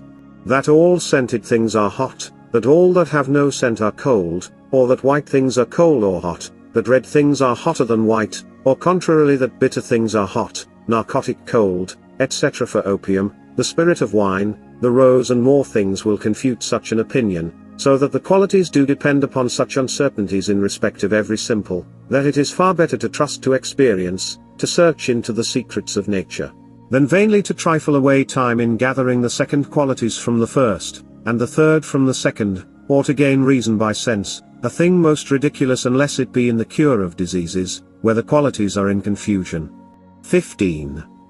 When the Egyptians understood this, they studied and most esteemed of that physics which was experimental, and not notional, and therefore they used to place their sick persons in the streets, that if any one of the people that passed by had labored under the same disease, he might tell the specific remedy with which he was cured, whence it sometimes so falls out that an old woman or an empiric in some certain diseases may effect more by one proper specific, than many physicians by their methods and long courses. 16. I would not be misunderstood, as if there were no judgment to be used in the administration of physics, but that experience should be the only guide. Medicine, whether speculative or practical, must concur and meet in truth. I say we must not, as to the invention or prescription of physics, trust too much to reason informed falsely and concerning the nature of things, but when experience has confirmed us in mysteries and secrets, because reason is too weak-sighted to teach them, we must not perversely slight them, disesteeming enviously what we cannot attain. 17. I do not account him a rational physician who has only a large scroll or bill of simples in his memory, and can distinctly tell you what are hot in the first degree, what in the second, what in the third, and can run through the second qualities and third, and if at any time he is called to a patient, from this rabble, as from the belly of the Trojan horse, issue many receipts, many bans, when he is ignorant of the most inconsiderable simple, and knows not how rightly to apply it? Shall not he who understands and is well acquainted with his medicines, be of more repute? A few select prescriptions that are infallible and effectual to the cure are of more worth than a rude multitude of Galenical receipts. 18. We have, indeed, now so great a variety of medicines, that it puzzles a physician more to choose what is best than to invent, for it is not the abundance of remedies that overcomes a disease, but the virtue, method, order and choice of time and place that give success. 19. We read in histories of the courage and skill of a Spartan king, who, with a band of 400 stout Lacedaemonians, possessed the straits by which Xerxes should pass with an army of 1,700,000 and made there a great slaughter of them. When the insulting Persian boasted that they would close the sun with their arrows, the Spartan king answered that then we will fight in the shadow. 20. By these examples it appears that a select company of choice soldiers have great advantage against a confused multitude, and why are not a few choice remedies beyond a heap of vain receipts? Some have said that an army is complete that has 100,000, and if the number exceeds, it will be tumultuous and in no order and discipline. We may assert the like of medicine. If it increases to a great number, it rather kills than cures, for every specific waging war or being opposite to another, must necessarily disturb nature's peace and tranquility. Chapter 6. Although other physicians may challenge, as indeed they deserve, a due reward, yet the brethren do cure gratis, not valuing money. 1. We read in history that great persons, kings and princes, have entertained famous and learned physicians, not only allowing them a considerable annual stipend, but have raised them to great preferment and honor. Erasistratus found out the disease of Antiochus, viz., his love of his mother-in-law, of which he recovered him, and received of his son Ptolemy 100 talents. Demosides restored the tyrant Polycrates for 2 talents of gold. The same person, for curing Darius, had given to him a very rich chain of gold and 2 golden cups. Jacobus Cocterius, physician to Louis II, King of France, had 50,000 crowns yearly paid to him, and Thaddeus the Florentine got 50 crowns daily, traveling up and down to cure the sick. 2. The rewards and gains physics brings in, has caused many students to employ all their time and labor therein, who for the most part look more to the profit than health of their neighbor, and good of the commonwealth. If we indeed consider to how many infirmities we are subject, we shall find physics to be as necessary as food and raiment, and then able physicians are to be sought for, who may judiciously administer it, but no man will employ all his pains, cost and labor, in that of which he shall reap no harvest, who will be another's servant for no wages. Will a lawyer plead without his fee? Neither is there any injunction or law to command and oblige a doctor to cure for nothing. It would be very hard and rigorous, if any man should be forced to give away what should properly belong to him. Menecrates the Syracusan had nothing for his pains, but affected divinity. He would be thought and accounted Jupiter, which was worse than if he had required a reward suitable to his calling. 3. The brethren are so far from receiving a fee, that they scorn it, so far from vain glory of their success, that they will not have such a favor acknowledged. They have not one medicine for a great man, another for the poor, but equally respect both, frequent in visiting, comforters in affliction and relievers of the poor. Their labor is their reward, their pains to them gain. No mice or other vermin can diminish their heap, no dragon or wild beast can either poison or exhaust their fountain. 4. Celius, Lib. 16, Cap. 10, tells us of Philo, a physician, who found out certain medicines which he called the hands of the gods, but this great title was but as ivy hung out for a show to take the eyes of the spectators, to surprise the ears of the hearers, which promised more than they performed, and rather deluded than helped any, having a glorious outside, but within dregs and corrupt. But the brethren, although they have the most efficacious medicines in the world, yet they had rather conceal the virtues than boast of them. Their powders perhaps may be accounted a little cinnabar or some slight stuff, but they effect more than seems to be expected from them. They possess the phalla and the asa of Basileus, the nepenthes that drives away sorrow of Homer and Trismegistus, the ointment of gold, the fountain of Jupiter Hammon, which at night is hot, at noon is cold, lukewarm at sun rising and setting. For they condemn gains and income by their possession, neither are they enticed with honor or preferment, they are not so overseen as one of whom Tully speaks, who wrote against others' affectation of esteem, and placed his name in the frontispiece of his book that he might be more known. They embrace security and are not buried, but live and are active in silence. 5. Ls not this a rare society of men who are injurious to none, but seek the good and happiness of all, giving to each person what appertains to him. These brethren do not adore the rising sun, mere parasites who conform themselves to the backs of great men, their words and actions are masked with cheats. 6. It is reported that the statue of Diana by art was so framed that if a present was brought to her by a pilgrim, she would show a cheerful and pleasing countenance, but if anyone came empty-handed she frowned, was angry, and seemed to threaten. Even so is the whole world, wherein all things are subject to gold. This dust of the earth is of no value with them, because these things are low in their eyes which others most adore. They had rather find out a mystery in nature than a mine, and as gold serves to help forward their studies, so they esteem of it.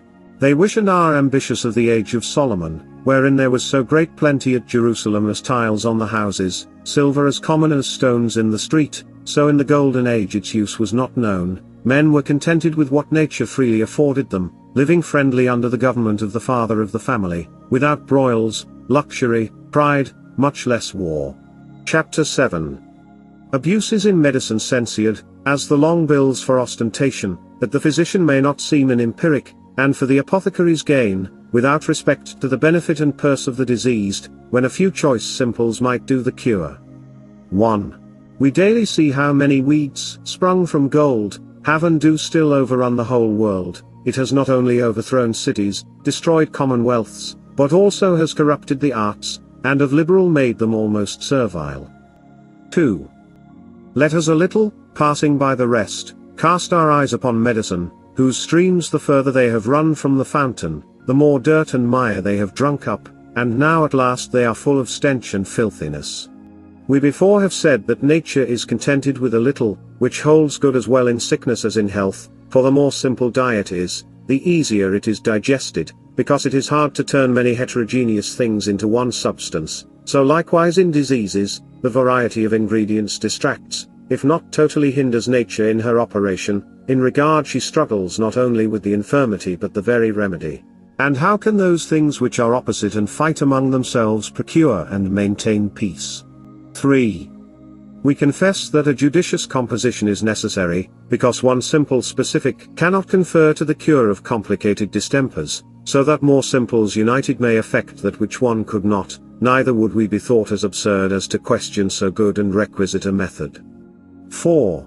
That which we complain of is the great multitude of omnium gartherum put together of herbs, roots, seeds, flowers, fruits, barks, hot or cold in the first, second and third degree, so that you shall have 30, 40 or more ingredients in one receipt, to show the memory and art of a dull and blockish physician, and to help the knavish apothecary, who extols his gain for learnedness, the quick utterance of his drugs for experimental knowledge.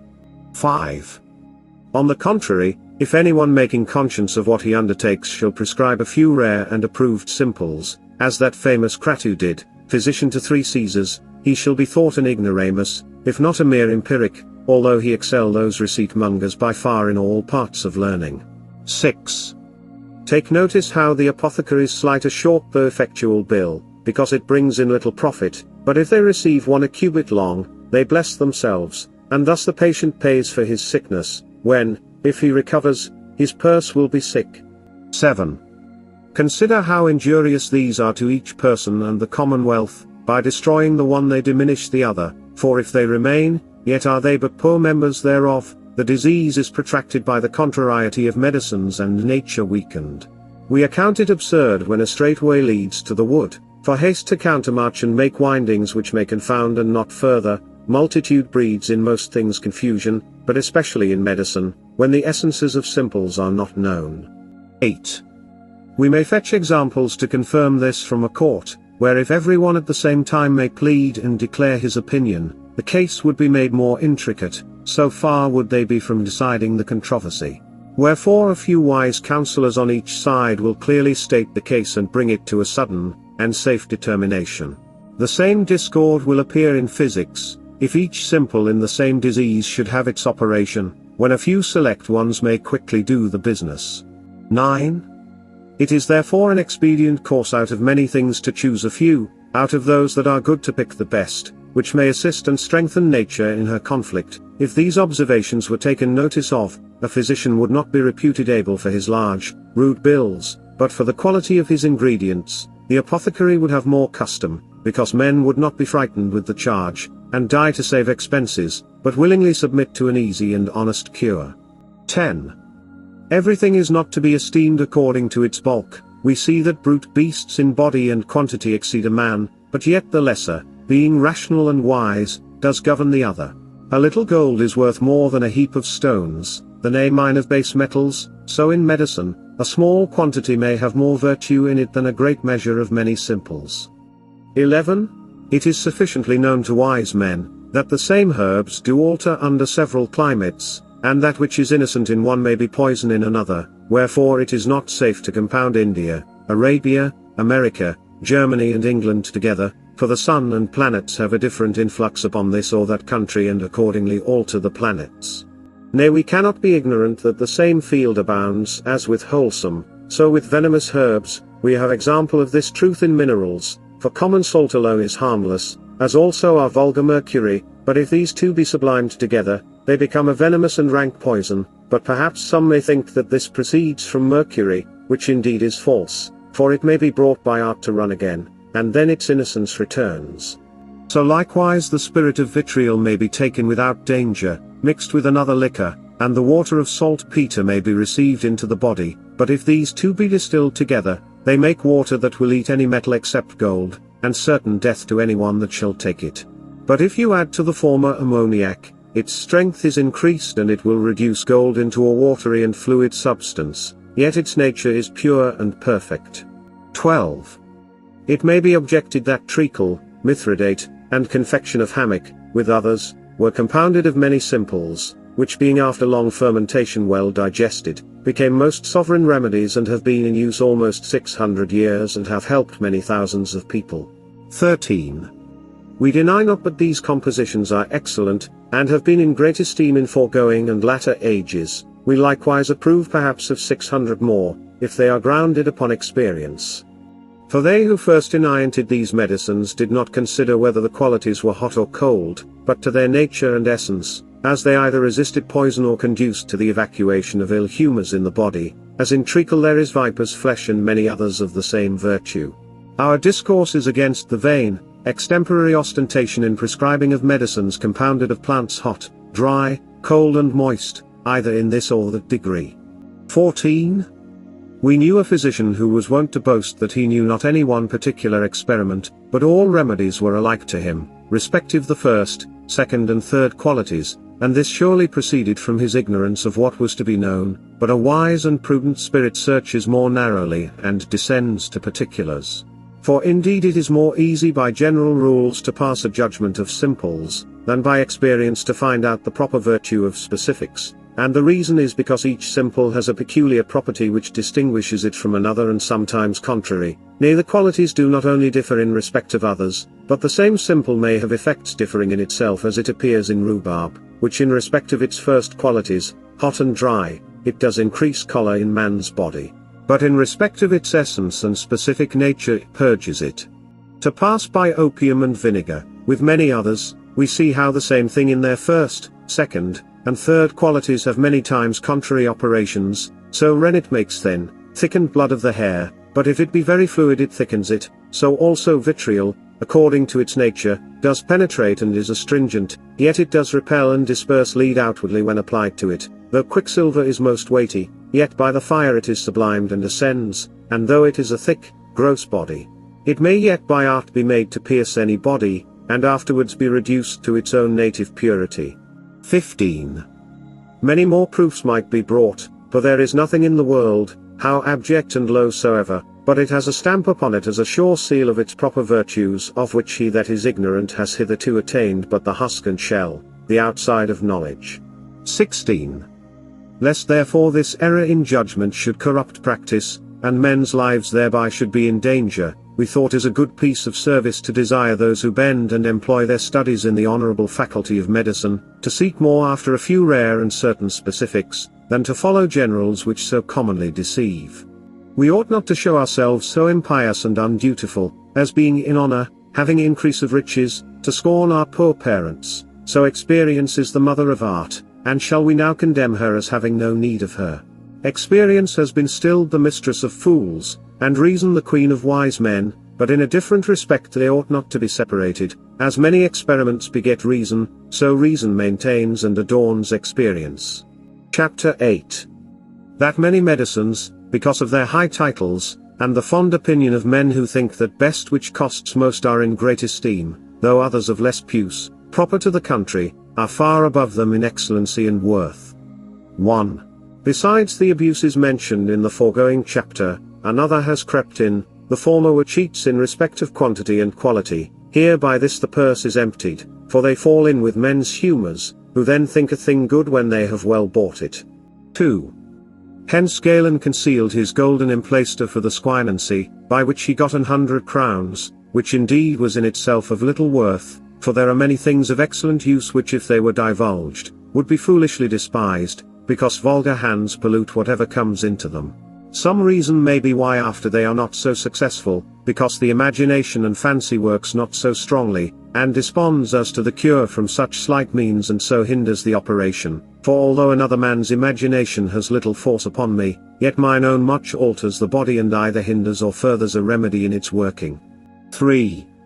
As this is clear in many diseases, so especially in hypochondriac melancholy, called the shame of physicians because it is rarely cured, wherein the non-effecting of the cure depends upon the prejudiced imagination of the patient, who despairs of help, for cares, grief and despair, do alter and change the blood, corrode the heart, overwhelm the spirits that they cannot perform their offices. If therefore these can first be removed, there is very great hope of recovery. 4. Under this cloak many cover their knavery and covetousness, who seek nothing but gain by their practice, for they call their medicines by great names, that the imagination of the patient, closing with so rich and precious remedies, may promote the cure, and therefore they compound their medicines of rare ingredients as gold, silver, pearls, bezoar, ambergris, musk and many more, and then they christen them according to their birth. They call them the balsam of life, the great elixir, the restorative of life, potable gold, butter and oil of the sun, and who indeed can reckon up their tricks by which they draw in and delude such multitudes of ignorant people. Yet their great names are not altogether insignificant, for by this balsam of life, they mean that which maintains and keeps themselves alive. 5.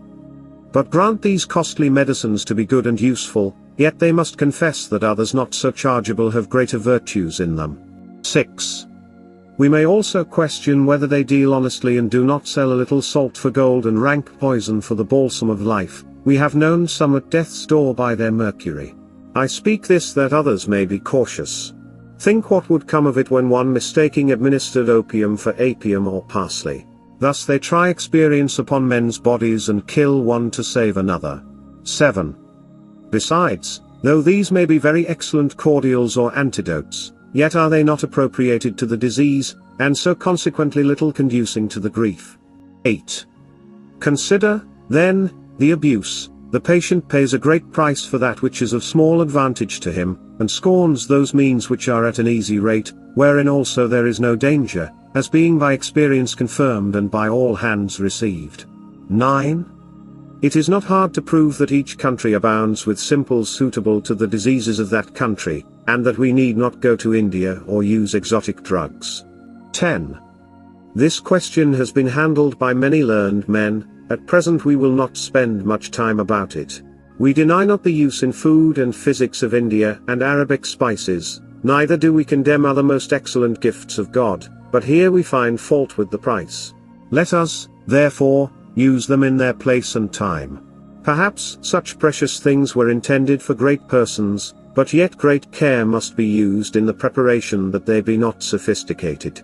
I say rich men may afford to pay for these medicines, who delight to eat and drink gold, and hope as by that they can purchase all earthly things, so they may buy health. 11. neither would we be thought ignorant of the great virtues and efficacy of gold, but we speak against the abuse of those impostors who instead thereof do cheat and rob, and we can assure all that there is no worth in the boiling and reboiling of gold. They indeed give their menstruous stuffs for dissolved gold, which, being reduced to a spirit, may corrode, and let all men beware of it, imitating a careless cook, who if he has lost the broth in which the meat has been boiled sets now upon the table which has no heart nor strength in it. So they, when they have consumed and lost their gold with salts and other ways, they sell that which remains. When the bird is gone they sell the nest, and this they call potable gold, spiritualized because invisible. It may be they put gold into their furnace, but that they by those means can produce such medicines we deny. There were many Alexanders, many called by the name of Julius, but yet but one Alexander the Great, one Julius Caesar, the others agree only in name. 12. Should anyone inquire into the excellency of our own country's simples, he would have work enough upon his hands. We shall leave this to another time and place. 13. But besides the price, may we not justly suspect the preparation, that they, instead of true, may well sell false compositions, failing in their art and profession. For the balance of human frailty being at the one end by justice, at the other by profit, the last overweighs, because honesty may be a hindrance to us, but profit brings pleasure and delight along with it.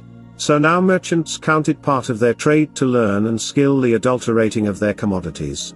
When the Thebans would admit no such persons to the magistracy, unless they had left off their trade at least 10 years before, by which time they might forget to cozen, but I will not here censure all of that calling. The same may be said of those who sell medicines, whether physicians or apothecaries, if they abuse their profession. 14. It remains to show that specifics of vegetables and things of little worth, are more powerful against any disease than those which are of so great price, neither is the reason far-fetched, for they whose property absolutely resists the malady, they, I say, must need to be more effectually than those who accidentally suit the disease, and by mere chance work a cure. In mechanic arts if a man excellent in one should boast of his skill in another which he never saw, you would find him a bungler in it, but employ the same in that trade wherein he has been brought up and he will show himself to be a workman. So in diseases, when each specific does its own office, there is a happy issue, but applied to another proves of no effect. Neither can it be expected from one man, though he had 100 hands, to conquer an army, which yet choice bands of experienced soldiers may easily overcome, but we have been tedious about this subject. Chapter 9? That many are haters of chemistry, others scorn the use of vegetables and galenical compositions, either of which may be useful in proper cases. 1. As the palates of men are not all taken with the same taste, but what is pleasing to one, is loathsome to another, so men's judgments do differ, and what one approves the other assents not unto, both which happen or are caused as by sympathy or antipathy, drawing them on to embrace, and provoking them to hate such a thing, so also by prejudice or reason corrupted. 2. Some dare not taste cheese all their life, some abstain from it for a few years, some drink only water, refusing wine or ale, and in these there is great variety. No less is the difference amongst minds, whence it is that two meeting when neither has seen or heard of the other, at the first sight, shall desire and seek each other's friendship, and, on the contrary, whence is it that one hates another from whom he has never received injury. As evidently appears by one coming where two are gaming, he presently shall find his affection to close with the one, and if his wish might succeed neither received courtesy from the one, nor harm or ill word from the other. 3. Now as much as the understanding excels the taste, and ducal and sensual faculty, so much a truly wise man surpasses one that only outwardly seems judicious, one by reflection considers and weighs the matter, the other not so acutely apprehending is tempted to rashness. Thus many learned men, whose fancies have not been in due subjection to their understandings, have abused themselves, and have heedlessly embraced this as good, and cast off that as evil. 4. It may seem as strange in medicine that some doctors should only prescribe vegetables and galenical physics, perfectly hating chemistry, and that others, wholly inclined to novelty, should refuse all medicines that are not chemically prepared. 5. Both parties, in mine opinion, are swayed more by fancy than reason, for I suppose it absolutely necessary to study first your ancient, dogmatical medicine, both as to the speculative and the practical part, and to correct the faults as we have already pointed in the first, second and third qualities, and the same course is to be taken in chemistry, so that they be without suspicion and deceit, and first we will begin with the old, and proceed to the new. 6. We have sufficiently proved that there are occult properties and specific virtues in simplex, as no learned Galenist ever denied, who have also confessed that these did not work from their qualities or degrees, but their natures, to mitigate symptoms, take away the cause of the disease and to enthronize health in man's body. 7. If this be true, why are not physicians more careful in gathering and rightly understanding the nature of simples? Fernelius in his book To Abditus Rerum Causis, said that this specific virtue, which he calls the form, lies hid in every part of a simple, and is diffused throughout all the elements. Hence if by chemistry water is drawn off, oil is extracted and salt made out of the ashes, each of these, the water, oil, and salt, has the specific virtues of the simples, but I suppose one not so much as another, yet all joined together are perfect and complete. 8. These things being laid down and confirmed, we must confess that the outward, tangible body of any simple, that may be beaten, cut, sifted, boiled, mingled with any other, to be the bark, the carcass and habitation of the specific quality, which is the pith, the soul, the householder, and now what shall we say of our common preparations in apothecaries' shops, which have good and bad, nay most corrupt in them? Would not all laugh him to scorn who being commanded to call a master out of his house, will needs have the house along too? That cannot use the birds unless the nest is an ingredient that cannot eat oysters unless he may also devour the shells. But the apothecaries think this is lawful enough, because they can do no better. These occult qualities, indeed, are so subtle that they make an easy escape unless they be narrowly watched and with a great skill housed or incorporated. Camphor loses its strength unless it is cherished with flax seed. Rhubarb is preserved by wax and the spirits of wine. The salt of goat's blood does evaporate, if it be not close stopped in glasses. 9. What shall we then say of these specific qualities separated from their bodies? Will not they return to their first principles? For who can separate the quality of burning from the fire? The quality of moistening from the water? But if this be impossible in simple bodies, how much more difficult is it in compound? 10. I could, therefore, wish that medicines were used which were lawful, possible and reasonable, that laying aside ostentation and pride truth might flourish. 11. Perhaps we might allow of syrups, juleps, conserves, did not that great quantity of sugar clog the natural operation of the simple. Perhaps we might approve of electuaries, opiates, antidotes, unless the multitude of simples confusedly put together did hinder, if not totally extinguish the true virtue. Perhaps pills and all bitter, sour, sharp, stinking medicines are good, but yet they destroy appetite, cause loathsomeness, that a patient had better endure the disease than the remedy, if bitterness, sourness, sharpness and an ill savour are the specific qualities, they should be rather checked than let loose, and indeed they are but handmaids to their mistress, but subservient to the specific quality, and the true difference is discovered by chemistry, for it separates the impure parts from the pure, if rightly used. Yet mistake not, we say not that chemical preparations are altogether spiritual and without any body, but are more piercing and subtle, more defecated than gross bodies made more heavy by a great quantity of sugar, so that they are not free and at liberty to act and play their parts. 12.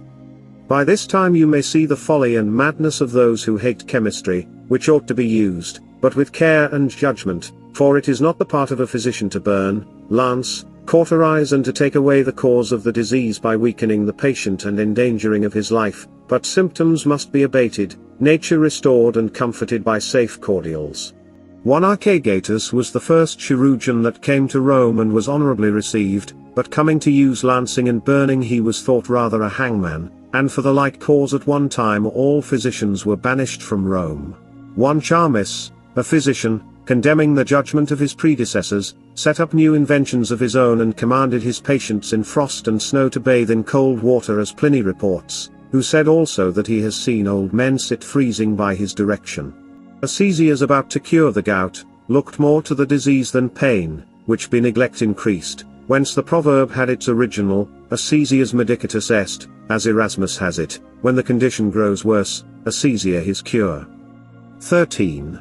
It is clear enough from what has been delivered that nature is best satisfied when profitable and wholesome things are applied. Asclepiades, an intimate friend of Cn. Pompey, first showed the benefit of wine to sick persons, recovering a man carried to his grave.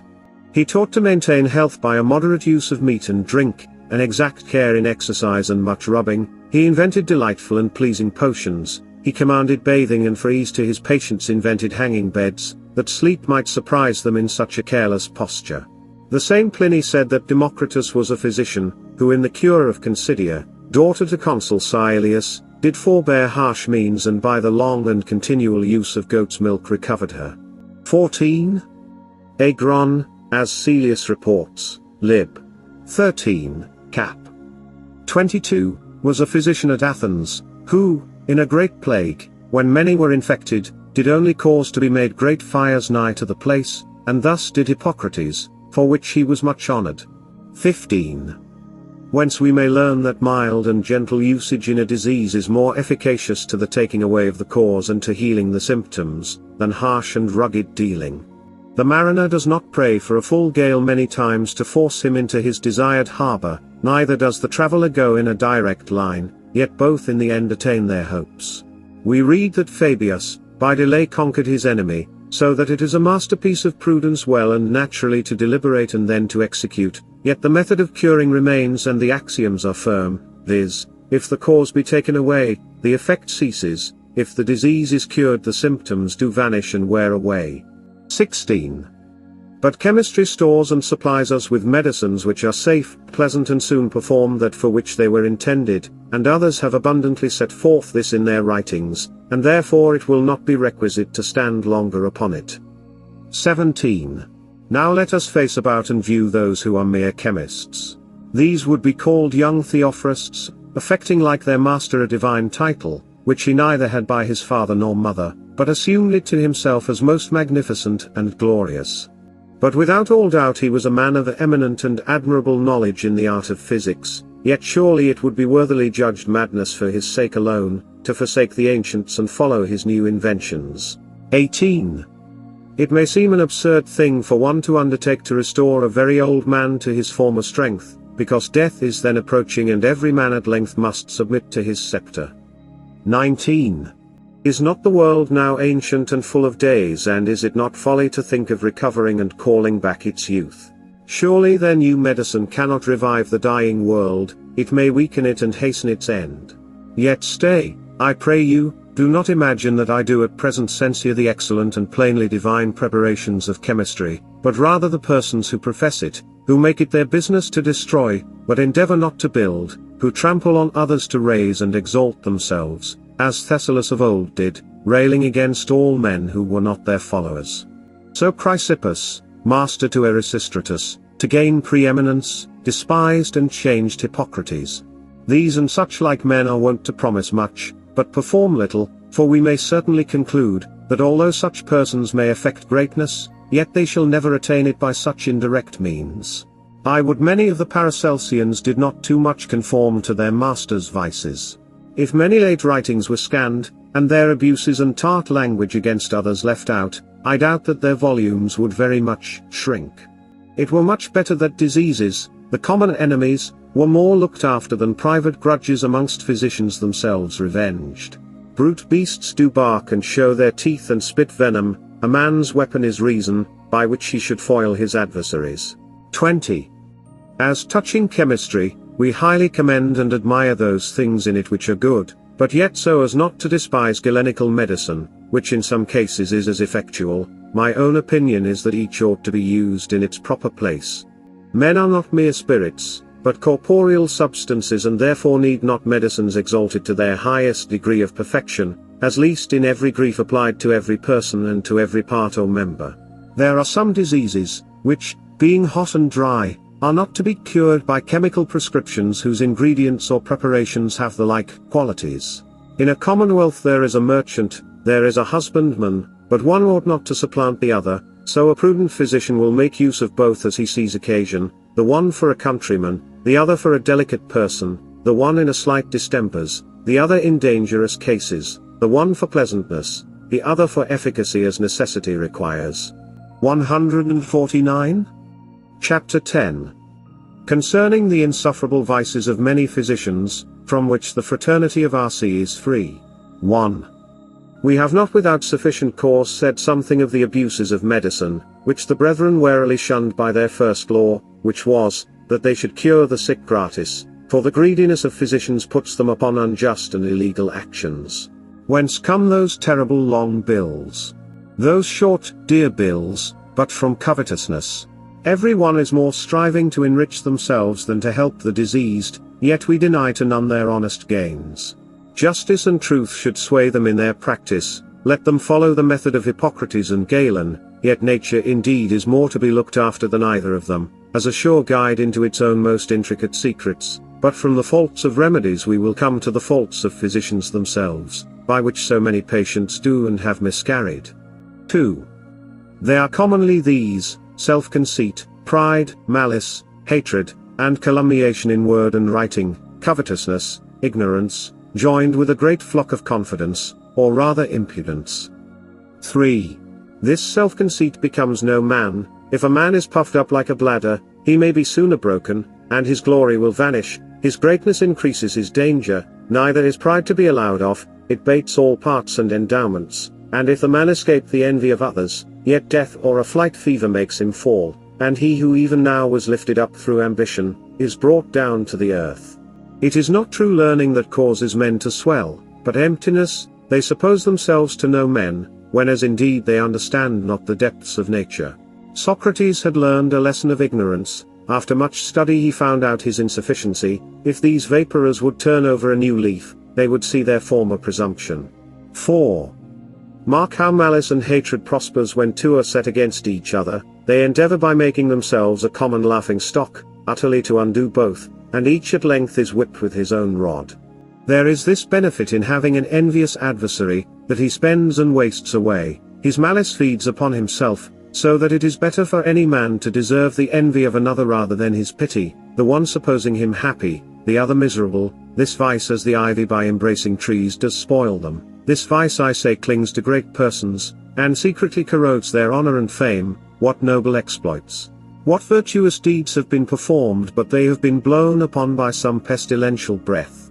This was the cause of furious Cain's murdering his righteous brother Abel, and that Jupiter struck Aesculapius with a thunderbolt. To avoid this many have forsaken their countries and lived amongst strangers, as did Iphicrates in Thracia, Timotheus in Lesbos, Chabrias in Egypt, Ceres in Sigium, who were all Grecians, amongst the Romans. Pompey after so many magnificent triumphs, for his great and famous victories withdrew into the country, and came seldom in public, that he might escape the envy and malice which he feared, because of his innocence and greatness.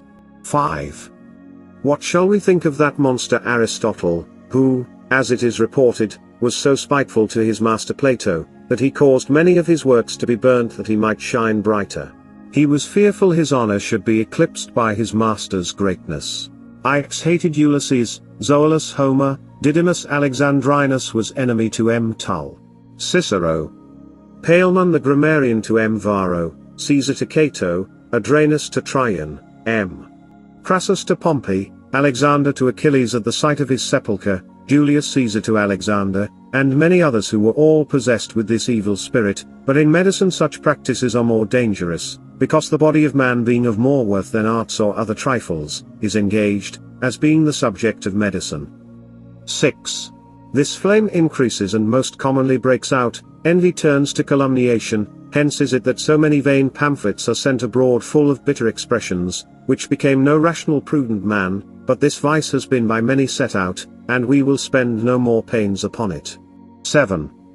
Covetousness is another vice which has infected many physicians, who make it their only study to heap up riches, and though their strength of body is decayed through age, yet with a most rigorous desire do they endeavour after money. Nay, though they have one foot in the grave, they will have another in a bag to counterpoise them. Physicians indeed above others are tempted to this vice, for when they grow old they are most sought unto because of their experience, and by this means they are encouraged to set silver above justice, and gold above conscience.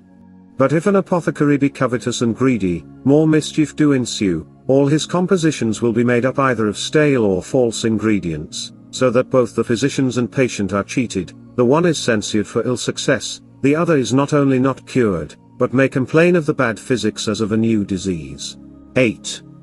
I shall speak nothing concerning the abilities and qualifications of a tried, examined, and licensed physician, but of the unskillfulness of those who rashly undertake to practice when they want knowledge and learning to guide and direct them. They study impudence, and note, that an illiterate rude fellow in maintaining his opinion shall always appear most confident. Their geese are swans, their absurd receipts are oracles and mysteries, and they are enjoined to conceal what they know not. If anyone opposes them, they either slander him or envy him perfectly. 9. These and the like vices have no place amongst our fraternity. They are not emulous or arrogant, they are not spiteful and envious, but delight in instructing one another in mysteries. No brawling or disgraceful speeches are uttered amongst them, much less are they covetous. 10. The book declares their skill as well in other arts as in medicine. If anyone please to consult their other books, and weigh diligently their nature and all circumstances, he shall find what we have said abundantly there confirmed. Chapter 11. Whether any one of the fraternity being called to a patient, is bound to appear, and whether they are able to cure all diseases, as well those that are accounted incurable, as those that are thought curable. 1. The actions of men as well as their persons are subject to many miscarriages. As the one may die, so the other may be forgotten. As the one may be infirm, so the other may be abused. Wherefore an act was invented by which all worthy deeds might faithfully be kept and transmitted to posterity. Persons indeed whose offices are public, in performance of their duties of trust, are necessarily bound, if occasion requires, to act publicly in their place. But if in the little world any disorder happens, as a disease subverting health, the sick person immediately goes not to a magistrate, but a physician. Wherefore medicine properly respects not the public, but the private health of this or that patient. Therefore it will follow that a physician, being not compelled by the law, nor engaged by service, shall be forced to visit any patient who sends for him, for a physician does not prescribe to all, but to a particular sick man, and is a servant to nature, but not to the diseased, whom he governs by his rules till he has restored them to health. 2. We may inquire more strictly concerning these brethren, whether, since they profess only medicine as their first law enjoined, if wrote unto, or spoken to for the taking away of a difficult disease, whether in any particular place they must appear, being engaged thereto, either by promise, or charity. We answer negatively, for if other physicians are not so straitened, much less are they, who do their cures without price, who expect not a reward from men but from God, to whom as also to the lawful magistracy they are obedient. 3. Furthermore, whether all diseases are cured by them, even those whom others judge past help, as the leprosy, the dropsy, the pestilence, the cancer, the hectic, the gout, and many others. We answer, that they ingeniously confess in their writings that they know not the time of their own death, and they acknowledge that all men must pay their debt to death, which cannot be hindered or prevented by any medicines, if according to predestination it seizes upon any man, and to endeavor against providence were impious and vain. 4. But there are 3 degrees considerable in the aforementioned maladies: the beginning, the increase, the state. At the first all or most of these diseases are curable. When they prevail somewhat over nature, remedies may be had, and doubtless the brethren have medicines which will effect the cure, God's providence assisting them in their lawful endeavors. Such diseases in their height which have a tendency to death are incurable. As for common sicknesses, we find that either galenical or chemical preparations may remove them. 5. We will now declare the reasons why sometimes the most able physicians are foiled and disappointed. First, we must know that diseases are the effects of sin, and deserved punishment does oftentimes shut out favor, so that tedious sicknesses and death are means which God uses to check sinners, or chastise his people. In vain therefore will man labor to frustrate the decree of the Almighty in his will and pleasure. The second reason may be drawn from the nature of diseases, which are either deadly in themselves, or as they are consequences of others being produced by them.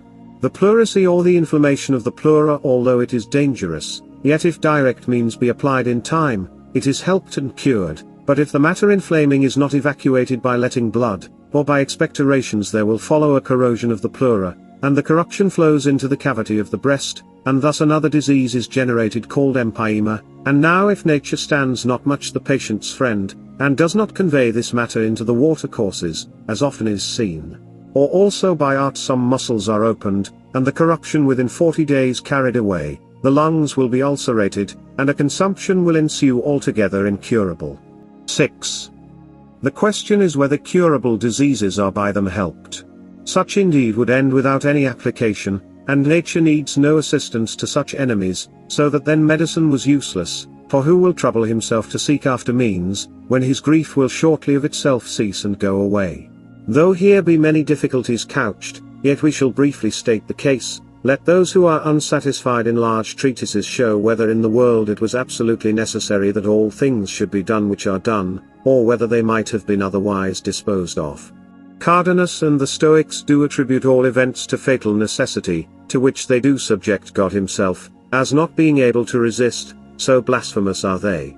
7. We hold that God is a free agent omnipotent, he can do whatever he pleases, he has made nature his handmaid, and she having received a commission does accordingly act, she produces all things either for the good and happiness of men, or else to plague and punish them, and of this rank are diseases, and death itself comes from such prevalent diseases, but God alone disposes of good or evil to everyone, he indeed generally lets nature keep its course, but sometimes to show his freedom, he interrupts that order, and by a particular providence thwarts the intention of nature whether it tend to health or sickness. It is in his power to shorten a disease which to us may seem tedious, he can keep off death when we give over the use of means.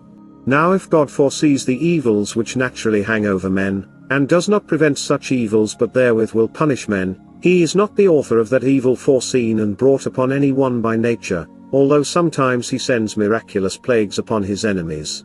Hence is that saying, O Israel, thy destruction is from thyself, because thy wickedness hath drawn down judgments upon thine head. When some of the wise heathens had taken notice of this, they feigned pleasure and sorrow, to be linked together, as if the excess thereof were to itself a sufficient punishment. They also said that a disease was brother to death, that by sweat virtue was attained, and to this purpose is that place in Scripture, there is no evil in the city that is not from God, where is meant the evil of punishment, either brought upon any person miraculously and by the immediate hand of God, or else naturally falling upon him. 8. Hence we learn the birth and original of vice, it proceeds from the corrupted nature of fallen man, his will enjoys its liberty in respect of earthly things, but as to heavenly things it's not free, it's with a man as with a weak infirm person who cannot lift his hands to his head, but with ease he can let them hang downwards.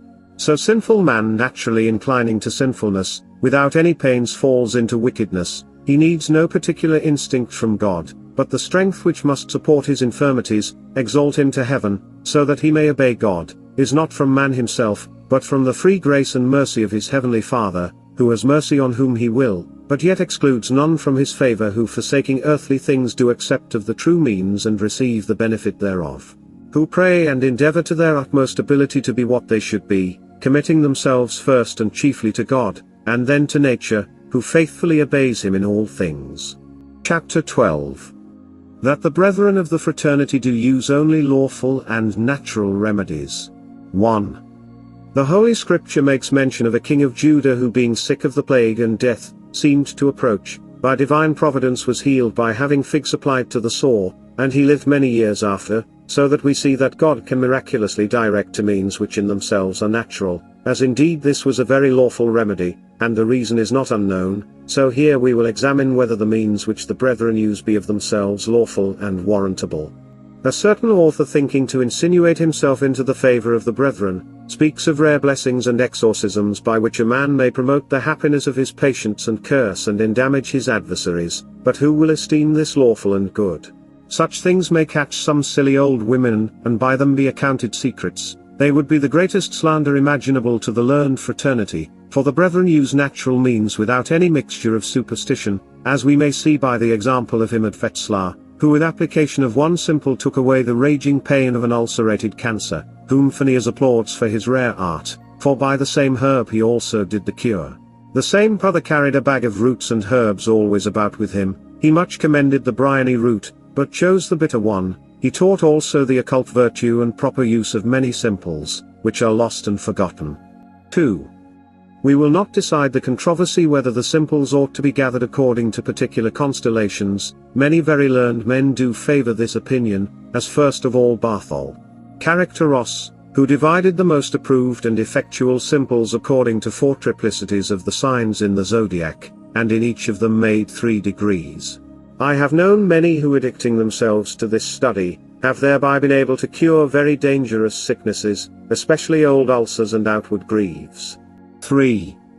That so many lights should be placed in the heavens to no end and purpose, it were profane to imagine, because God created all things to act according their nature, and surely the stars were made to yield their influences, and there is not any doubt but that vegetables, minerals, and animals do receive their occult qualities from them. He therefore is an happy man who can search out the effect by the cause, and by the effect is able to judge of the cause. Plants have relation as well to the heavens as to the earth, and he who knows this community is a great artist, but the brethren employ all their time in these mysteries, as they confess as well in their Fama and Confessio Fraternitatis as in other writings. 4. We dare not affirm that their astrology is the same with that which is vulgarly professed, or their botanic common, for theirs are founded upon certain and true axioms, subject to no change but always continuing the same worth and virtue. 5. Other axioms are so infirm, that they oftentimes are proved false and admit of correction. It is an axiom that all wine is hot, which hitherto has been received as true, but if from some country be brought wines whose nature is cold, the falsity will appear. He who never saw a bat or does not consider insects will immediately say, that everything that flies has feathers, when there are also flying fish which make use of their fins, so that there are many exceptions belong to the general rule. Who would not conclude this for a certain truth that 4-footed creatures cannot pass through the air as well as they pass on the earth but by flying. But experiences confutes this, for the Indian cat by spreading some membranes not wings, from her hinder feet to her former, goes in the air whether she pleases, but the axioms laid down and followed by the brethren are such which fail not, their principles always attain their end, so that there is nothing deficient in them which may exclude or diminish their perfection, wherefore cures wrought by properties truly drawn from the stars and the planets, must necessarily be true and certain. For the effects do surely result from their causes not anticipated or mistaken. He who promises with fire, to heat, to dry, to burn, is not deceived, neither does he deceive, because he has that which can perform all these offices, so if they undertake a cure, there is no doubt but that they can effect it, because they know and can make use of the true and proper means, which mediums are purely natural, the hidden treasure of nature, the extraordinary gifts of God. They apply themselves only to the study natural magic, which is a science containing the deep mysteries of nature, neither is this divine knowledge given to any by God, but to those who are religious, good and learned. Origen Tractatus 5. Super Matthew said, that the magical art does not contain anything subsisting, but although it should, yet that must not be evil or subject to contempt and scorn. The same 23. Homil. Supernum, speaking of natural magic, does distinguish it from the diabolical. Many hold that Tyanus exercised the natural magic only, and we do not deny it. Philo Hebreus Liber de Legibus speaks thus, that true magic by which we come to the knowledge of the secret works of nature, is so far from being contemptible, that the greatest monarchs and kings have studied it, nay amongst the Persians none might reign unless they were skillful in this great art. 6. Magic, as some define it, is the highest, most absolute, and divine knowledge of natural philosophy advanced in its wonderful works and operations, by a right understanding of the inward and occult virtue of things, so that true agents being applied to proper patience, strange and admirable effects will thereby be produced, whence magicians are profound and diligent searchers into nature, they because of their skill know how to anticipate an effect which to the vulgar shall seem a miracle. As if any one shall makes roses bud in December, trees to flourish in January, shall cause a vintage in May, produce thunder and rain in the air, as Joe. Baptista Porter teaches in Lib. 2. De Magia Naturale, also Roger Bacon did the same. Julius Camillus, a man to whom we may give credit, affirms that he saw a child formed by an alembic, which lived some hours, a very strange thing, if true. Celius de Buddha writes, that he brought forth a virgin out of his side, but we leave these things as we found them, we will not dispute the truth of them. 7. We need not stand longer upon the praise of magic, it being of itself so honorable, but yet this noble science does oftentimes degenerate, and from natural becomes diabolical, from true philosophy turns to necromancy, which is wholly to be charged upon its followers, who abusing or not being capable of that high and mystical knowledge, do immediately hearken to the temptations of Satan, and are misled by him into the study of the black art. Hence it is that magic lies under disgrace, and they who seek after it are vulgarly esteemed sorcerers, wherefore the brethren thought it not fit to style themselves magicians, but philosophers. They are not ignorant empirics, but learned and experienced physicians, whose remedies are not only lawful but divine, and thus we have at large discoursed of their first law. Chapter 13. Of the second law of the Fraternity of the RC. Viz., that none of the brethren shall be enjoined one habit, but may suit themselves to the custom and mode of those countries in which they are. 1. Many perhaps may blame my prolixity upon the first law, to whom I shall answer, that weighty businesses are not to be perfunctorily run over, transactions in the little world may only deserve to be touched upon, but the affair of the great world ought to have an answerable consideration, so that I must necessarily crave pardon for my brevity, because I could not wrap up the due commendations of such subjects in so narrow a compass. 2. This second law gives birth to the first, for without it the brethren would have no opportunity of doing good, who by its benefit are secure and fear no danger, for as a bird although it sings not, is known by the color of its feather, so every one accustoming himself to one habit is thereby distinguished. We find in history that many by their enemies have been discovered by their apparel, and the disguise has oftentimes procured liberty. Otho being overcome and making his escape, by sea was taken by pirates, who not knowing him, because he had changed his cloths, suffered him to ransom himself. 3. On the contrary, King Richard coming back from the Holy Land, affairs being there ill managed and to the displeasure of many, especially the Duke of Austria, passing which his navy by the Adriatic Sea was descried and became a prey to the said Duke, who was forced to redeem himself, to pay a vast sum of money, and he was known as found out by his garments. 4. If danger attends kings and great persons in such cases, much worse would be the condition of private men if they should have so sad a restraint upon them. Men in mean apparel do not fear the attempts of robbers, neither do they suspect a poisoned glass, whereas potentates are a prey to the one, and very often are taken away by the other. 5. Besides, a poor habit is sufficient to cover learning, and a cottage may become wisdom's habitation, nay, men's parts and abilities are censured by their outside, and that which is willingly concealed must not have a being. It is a courtier who must only be accounted a scholar, but indeed the soul is clothed with the body, which to add ornament to it needs no help of tailors or painters, it is graced with true philosophy, and secret arts are its glory. 6. Margareta, a queen of France, is said to have kissed the beautiful soul of Alanus, a philosopher, when he was asleep through his body, the which action being much admired at, she answered that she then perceived not the deformity of his body, being ravished with the amiableness of his soul. Thus we see that a gallant spirit may dwell in an unhandsome house, and that a poor habit may be worn by the most excellent and profound philosopher. 7.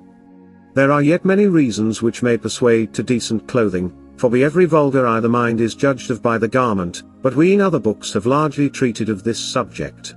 Very many have instead of modest and comely apparel run into excess, as Poppaea wife to Nero, and Cleopatra queen of Egypt, to set forth their beauty, but this is not commendable, since Seneca's rule is to be observed which requires a due moderation. 8. Our brethren change their habit for a virtuous end, which as it is not gaudy, so it is not contemptible, they are always civilly clad, and not affectedly, they are especially careful of the inside, that their hearts are real and honest, neither would they impose on any by their actions. 9. There are many ways by which men may be deluded, as by a fallacy, equivocation or amphiboly, but these do appertain to logic. The brethren are vigilant as well in respect of disgrace as damage, it is a very difficult matter to cheat and deceive them. 10. Whereas others take the liberty to cozen a cozener, and think it a piece of justice to repay in the same coin, the brethren are not so revengeful, they count it an happiness to have an opportunity of expressing their patience, yet although they are as innocent as doves, they endeavor to be as white as serpents, for there may be an harmless subtlety. We may judge easily that they affect not vanity by the often change of their apparel, because they would not be known, but obscure their names and relation. 11. If the intentions are sincere, not thereby to wrong anyone but to do good, we may allow not only of a disguise in cloths, but a change of names. The sign does alter the thing signified, neither does an accident destroy the substance.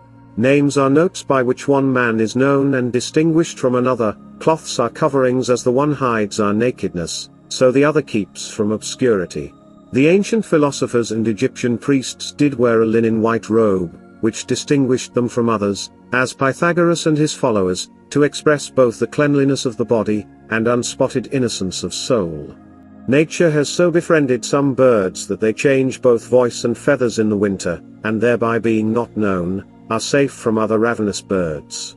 In some countries hares become white in the winter, but in summer keep their wonted colors. The chameleon, by being like no everything she comes near, does often escape. The ants and many insects have wings and can scarcely be known what they first were, so happy is that change which guides to safety. 12. Shall reason withstand the lawful dictates of nature? Where necessity compels, custom forces, shall men run upon the one and to their damage flight the other.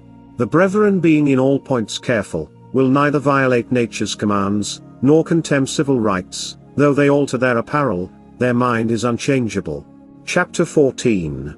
The third law enjoins each brother to appear on a particular day, and at a certain place every year, that they may all meet together and consult about their affairs. 1. Every society has laws and rules binding them to some duties, so that the governor or chief, when he pleases and thinks it necessary, may summon all to one place to consider what is most fit and convenient to be done on some emergent occasions. For if a company be separated, their minds and counsels are disjoined, the one cannot be helpful to the other either in example or advice, who knows not that most intimate familiarity, and the nearest friendship is broken off by absence, and want of visitation.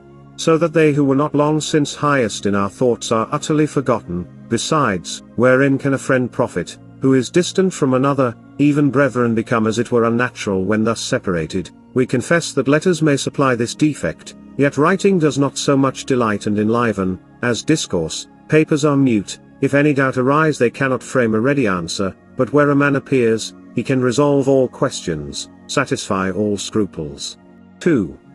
Wherefore the brethren of the RC thought it most expedient, if not altogether requisite, to meet at least once in the year in a certain prefixed place. This law, as it is the third in order, so also in dignity, by which the true Pythagorean assembly is obligated to appearance, neither is their meeting vain and to gaze upon each other, for they do imitate the Tuli of Pythagoras, who enjoined his scholars every day to examine themselves, where they had been, and what good memorable act they had performed. So the brethren of the RC at their convention relate what rare cures they have done, what progress they have made in the arts and sciences, and observe how their practice agrees with their principles, and if any new knowledge confirmed by often experience comes to them, they write it in books that it may safely come to the hands of their successors. Thus true and certain learning is increased, till at length it shall attain to perfection. 3. This school is not like to Aristotle, for there were frequent wrangling disputes, one opposing the other, and perhaps both the truth. However, they have no questions free from debate, not contradicted by some of the same sect. For example, 4. What is the soul of man?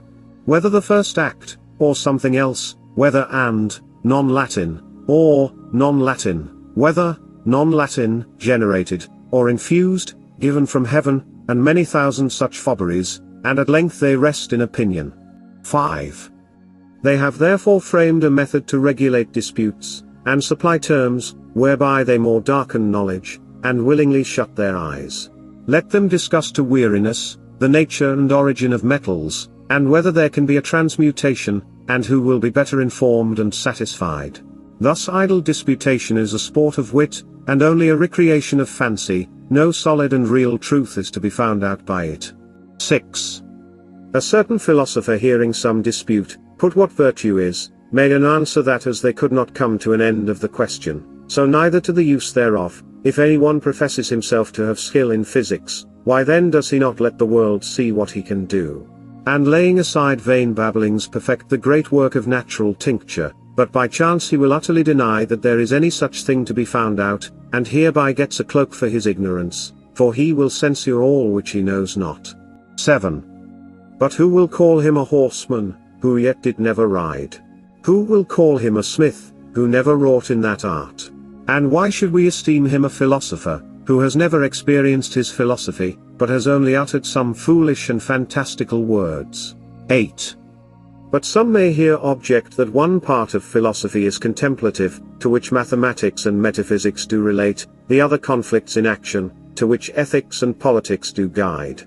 Plato was displeased that mathematics were brought to sensible subjects, as arithmetic to numbers, music to sounds, geometry to measures, but we must acknowledge that he in this was envious to mankind, and in his passion prevailed over his reason. For what profits it any man by mere speculation to view the mysteries of God and nature? It is a more commendable thing to think well, than to be good.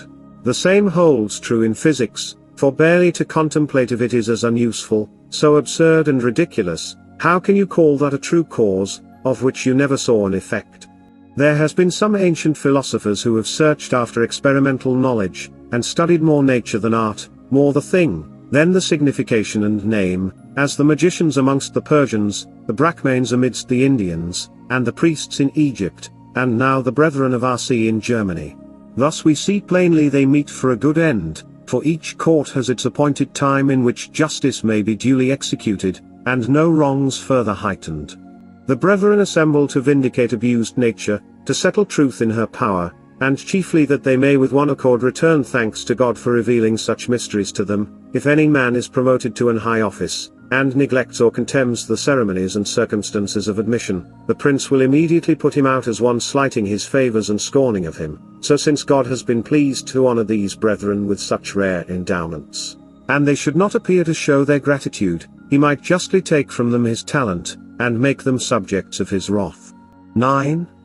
This law has a limitation: if they cannot appear, they must either by others their brethren, or by letters tell the cause of their absence, for infirmity, sickness, or any other extraordinary casualty may hinder their journey. 10. We cannot set down the places where they meet, neither the time. I have sometimes observed Olympic houses not far from a river and a known city which we think is called S. Spiritus, I mean Helicon or Parnassus, in which Pegasus opened a spring of ever-flowing water, wherein Diana washed herself, to whom Venus was handmaid, and Saturn gentleman usher. This will sufficiently instruct an intelligent reader, but more confound the ignorant. Chapter 15. Concerning the fourth law, that every brother shall choose a fit person for his successor after his decease, that the fraternity may be continued. 1.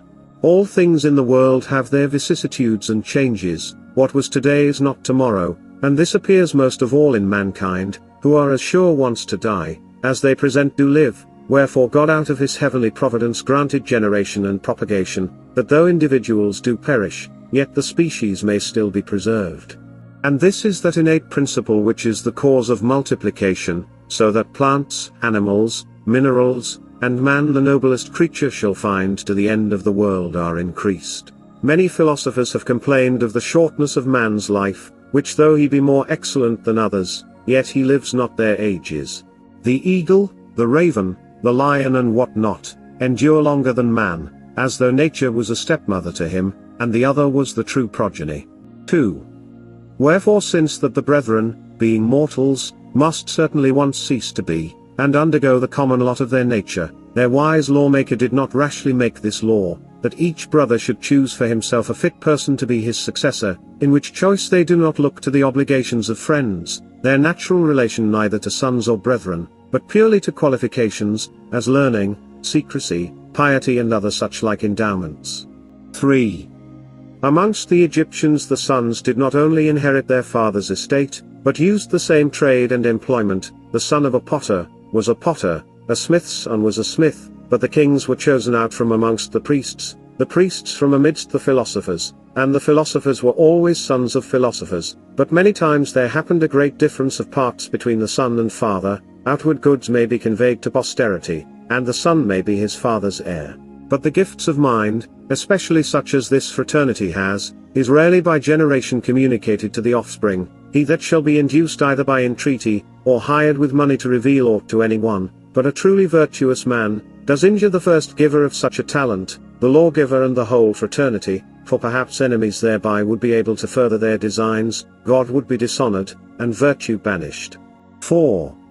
The philosophers would have mysteries revealed to none but those, who God himself shall enlighten, that their understandings being refined, they may apprehend the deepest sayings and profoundest secrets. Others say, that we must not trust him with whom we have not eaten a bushel of salt, that is, him with whom they have not had much converse to the sure experience of his abilities and faith, for friendship is not to be compared to horses that bear price according as they are young, but to wine and gold which are bettered by age. So the brethren entertain no man to be a member of the fraternity, but men of approved parts, and very virtuous. 5. There were certain rites and ceremonies done at Athens in the honor of Prometheus, Vulcan, and Minerva. After this manner, many were appointed to run into the city with lighted torches, and he whose light was out, gave place to the others, so that the victory was obtained by him who could come first at the goal with his flaming torch. The meaning was to express the propagation of secrets, for the putting out of the torch is the death of a predecessor, so that another living with his lighted torch succeeds him, by which means the rare mysteries of chemistry come safe to after generations. 6. Chemistry indeed is a science above all sciences, the Minerva that sprang from Jupiter's brain, a heavenly ray which does display itself to the comforting of things below. This is the birth of the understanding, whose propagation is as necessary as that of the body. We may observe the antipathy of some bodies to others, and we may see as great difference in minds. Men's dispositions are to be fully known, lest a sword be put in a man's hand, for a good thing may be evilly used, as wholesome wine put into a stinking cask does change both color and taste. Armhomedes boasted that if he could fix his foot in a short place, he could by his skill move the whole world, and what would not ill-affected persons do if they were matters of such secrets? Doubtless, they would endeavor the accomplishment of all their wicked devices. 7. Some may ask why they have such an election, and do not rather let their knowledge be buried with them, or if not so unworthy, why do they not print, that every one may have, read, and understand their mysteries, or else why do they not choose more to augment the fraternity? We shall answer to each of them to satisfy those thus do question. 8. First, why do they select a few persons, and will not have their secrets perish? We answer, there is good reason for both. Augustus Caesar would not suffer the Aeneads of Virgil to be burnt, although he had designed it so by his will, lest Rome's glory should suffer thereby, and yet this poet as Homer amongst the Grecians had instead of truth produced fictions, and is there not a greater cause why brethren of the RC should endeavor the keeping in memory such secrets? May this learning never be forgotten, in which there are no fables but true divine experiment. 9. We may woefully lament the loss of secrets which being writ have unhappily been burnt, not writ have been forgotten. Therefore for prevention of both it is convenient, that they should be entrusted in a few hands, and by those carefully transmitted to others. Before the flood, the arts were engraved on 2 pillars, lest either fire or water should blot them out, and afterward, as some write, the Kabbalistical art was found out, and by word of mouth communicated, and the rabbins have at this day rather a shadow than the substance of that science. 10. The heathens had their colleges, in which were admitted none but such as were of an unblameable conversation and of choice parts, so that every one who was educated in a scholastic way was not thought a fit person to be of their societies, but they would pick of the most able, and they were few, the rule which is observed by the fraternity of the RC, who admitted few, and those upon good desert. 11. In the next place we come to the reason why they do not print and make their knowledge public. There are many things in policy, more in divinity, not a few in nature, which ought not to see the light, but are to be kept in private, lest thereby some have written of the secrets of the commonwealth. No one yet dare reveal the mysteries of God. Alexander the Great, being in Egypt, learned of Lyon the priest, that the gods there and those which were everywhere else worshipped as Jupiter, Dionysius, Mars and others were no gods, and he by letter informed his mother, but commanded that the letter should forthwith be consecrated to Vulcan, lest the multitude adoring those gods should run into 167 confusion. So likewise in nature, if their mysteries were known, what would become of order? But indeed how can that be called a secret which is revealed to many? Though many may be judged fit persons to receive the knowledge, yet few have such command of themselves as to keep them. who will tie his tongue and deny himself the liberty he might otherwise enjoy. Very few will let their words by long abiding there corrupt in their mouths. An ancient philosopher being accused of a stinking breath, said, that it was caused by letting secrets putrefy in it. 12. Why all who are desirous of the fraternity are not chosen, is not their fault, but the others' lottery. In courts they are sooner promoted who are most pleasing to their princes, and they who are known preferred before the strangers, although their parts be better deserving, but of this law enough. Chapter 16. The fifth law, that the letters RC shall be their seal, character, and cognizance. 1. The Egyptians had two sorts of letters, the one holy called hieroglyphics, only known to the priests, the other profane commonly known.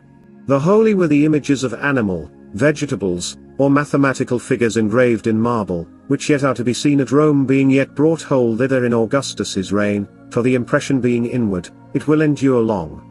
The profluens were made by lines, as the Greek and Hebrew. The priests used both the one to the commonwealth, the other to the wise and learned.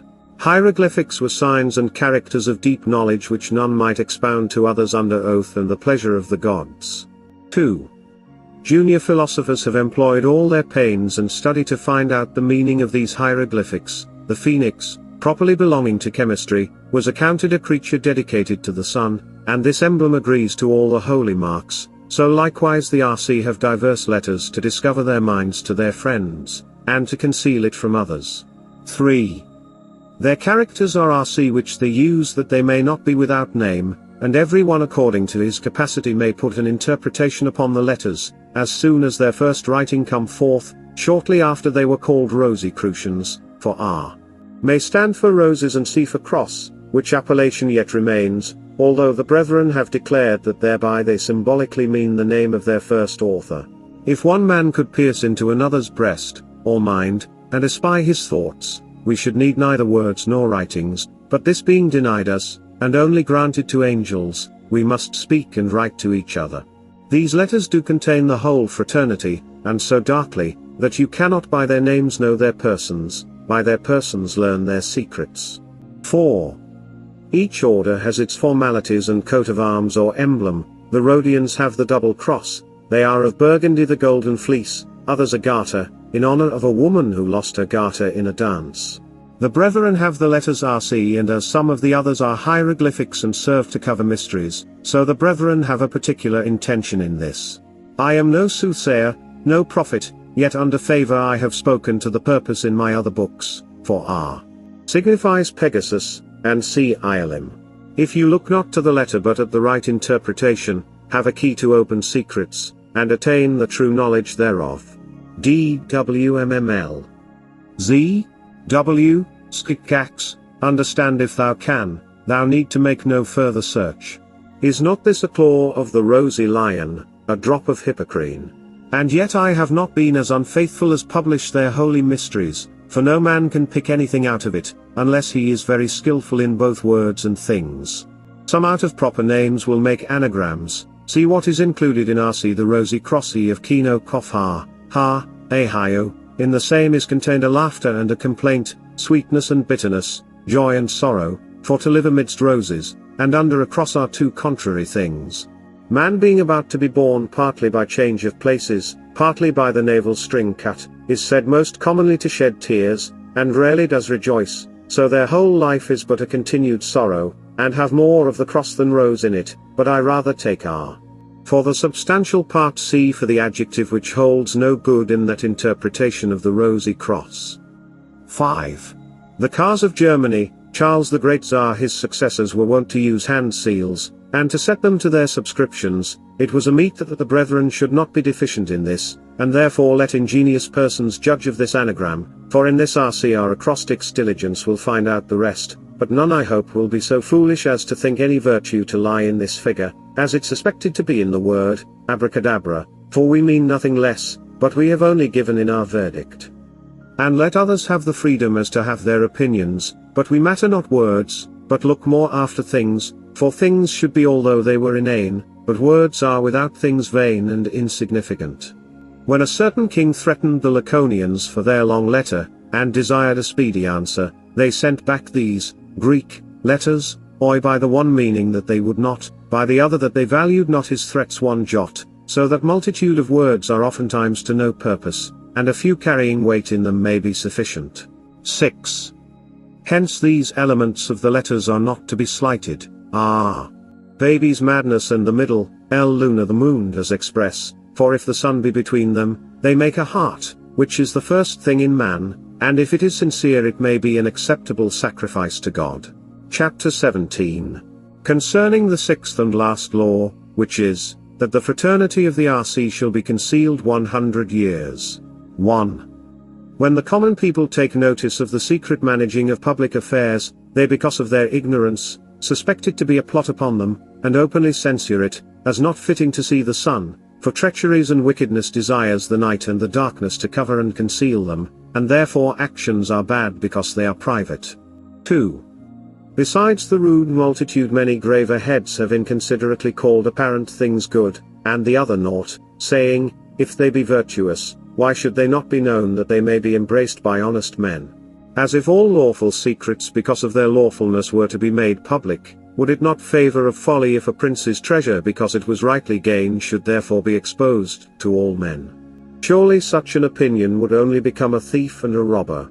3. The brethren are thought guilty of concealing themselves, for they might probably do more good if they were known, because they should be sought after, and have the opportunities put into their hands, and why will they keep close both their persons and place? But let us consider that they travel, and they, as all wise men else, acknowledge no particular country, but the whole world to them is as their own native soil. Now in travel diverse entertainments are to be found, much flattery, little sincerity, much falsehood and deceit, no truth, honestly. He who is known by his family, name, or office may be taken notice of to his disadvantage. 4. The scripture calls men pilgrims, who have no true country and home but heaven, so that men are strangers and travellers in their own land is their inheritances, and why then may they not scarcely be known to live when they shall not abide long? Their actions are such as become those who hope to appear and shine in heaven though they are obscure below. 5. How great is their madness who spend their times in drunkenness and gluttony, who are known by their vices, or imitate him who boasted that he never saw the rising or setting sun, and had no God but his belly, whatever is rare and brought from far countries that they desire to eat, as though the whole world in short time should be devoured by the filling their guts more than their brains. Perhaps they may have rational souls, but so recognized, that they cannot soar aloft who drink not. Eat not that they may live, but live to drink and eat. 6. The Lacedaemonians placed drunkards before a company of children, that they seeing the abominable naughtiness and deformity might shun and hate the vice as Lycurgus commanded, but such beastly persons do very often draw in others who keep them company, and their fight is too often dangerous and destructive. 7. Wherefore such vices should be covered as filthy, that others may not be provoked and stirred up to the like enormities, nay let such things not only be concealed but buried, and things more profitable be used in their room. But if all good and honest secrets were brought to light, I dare say, the fraternity of the RC would not be the last as having no cause of fear upon them, but I doubt whether yet we shall see those happy days. 8. There are many things bad which by custom have been in good esteem, and the continuance of vice makes it be thought at length virtue. The brethren would give occasion of suspicion, for that which is not known, cannot be practiced, without practice no custom, without custom no such mistake, although their being altogether honest need not be so censured or entertained. 9. Besides, perhaps the first author by law that the fraternity should be concealed 100 years, would give the world time to lay aside their vanities, folly and madness, and by that time be fitted to receive such knowledge. 10. And truly every man that has eyes may see a great and happy change in the world, that many rare inventions are discovered, many abuses in the arts rectified, and that they shall shine to perfection, and what then should hinder but that the name of the fraternity should be published in their Fama, and Confessio Fraternitatis and other books. 11. 200 years are past since the first law was made, viz., from AC 1413 to AC 1613, about which time the Fama Fraternitatis came forth. Although there is no clear manifestation of the discovery, yet it may sufficiently be gathered out of it, and afterwards the tomb of the first author being opened, which was AC 1604 To which add the years of the prophecy, after 120 years I will be known, for 106 connected with AC. 1378 does make 1484 and afterwards 120 does make 1604, some having this from their predecessors have certainly affirmed this truth. Chapter 18. Concerning the advantage or disadvantage arising to learning from the total concealment, or discovery, as now is, of the fraternity of the RC. 1. I cannot imagine that any man can justly accuse me for my prolixity on the laws of the RC. Perhaps some may suck spider-like out of wholesome flowers destructive poison, and that which to others is pleasant and sweet, to them disaffected may seem loathsome and ugly, thy erring and being vain themselves, scoff and laugh at our fraternity, scorn their laws, say they, what benefit shall we receive from the discovery of them? Indeed we do hear that many under that title does abuse themselves, and cheat others, for by such relations they vent their sophisticated drugs, and confuse all method in medicine. 2.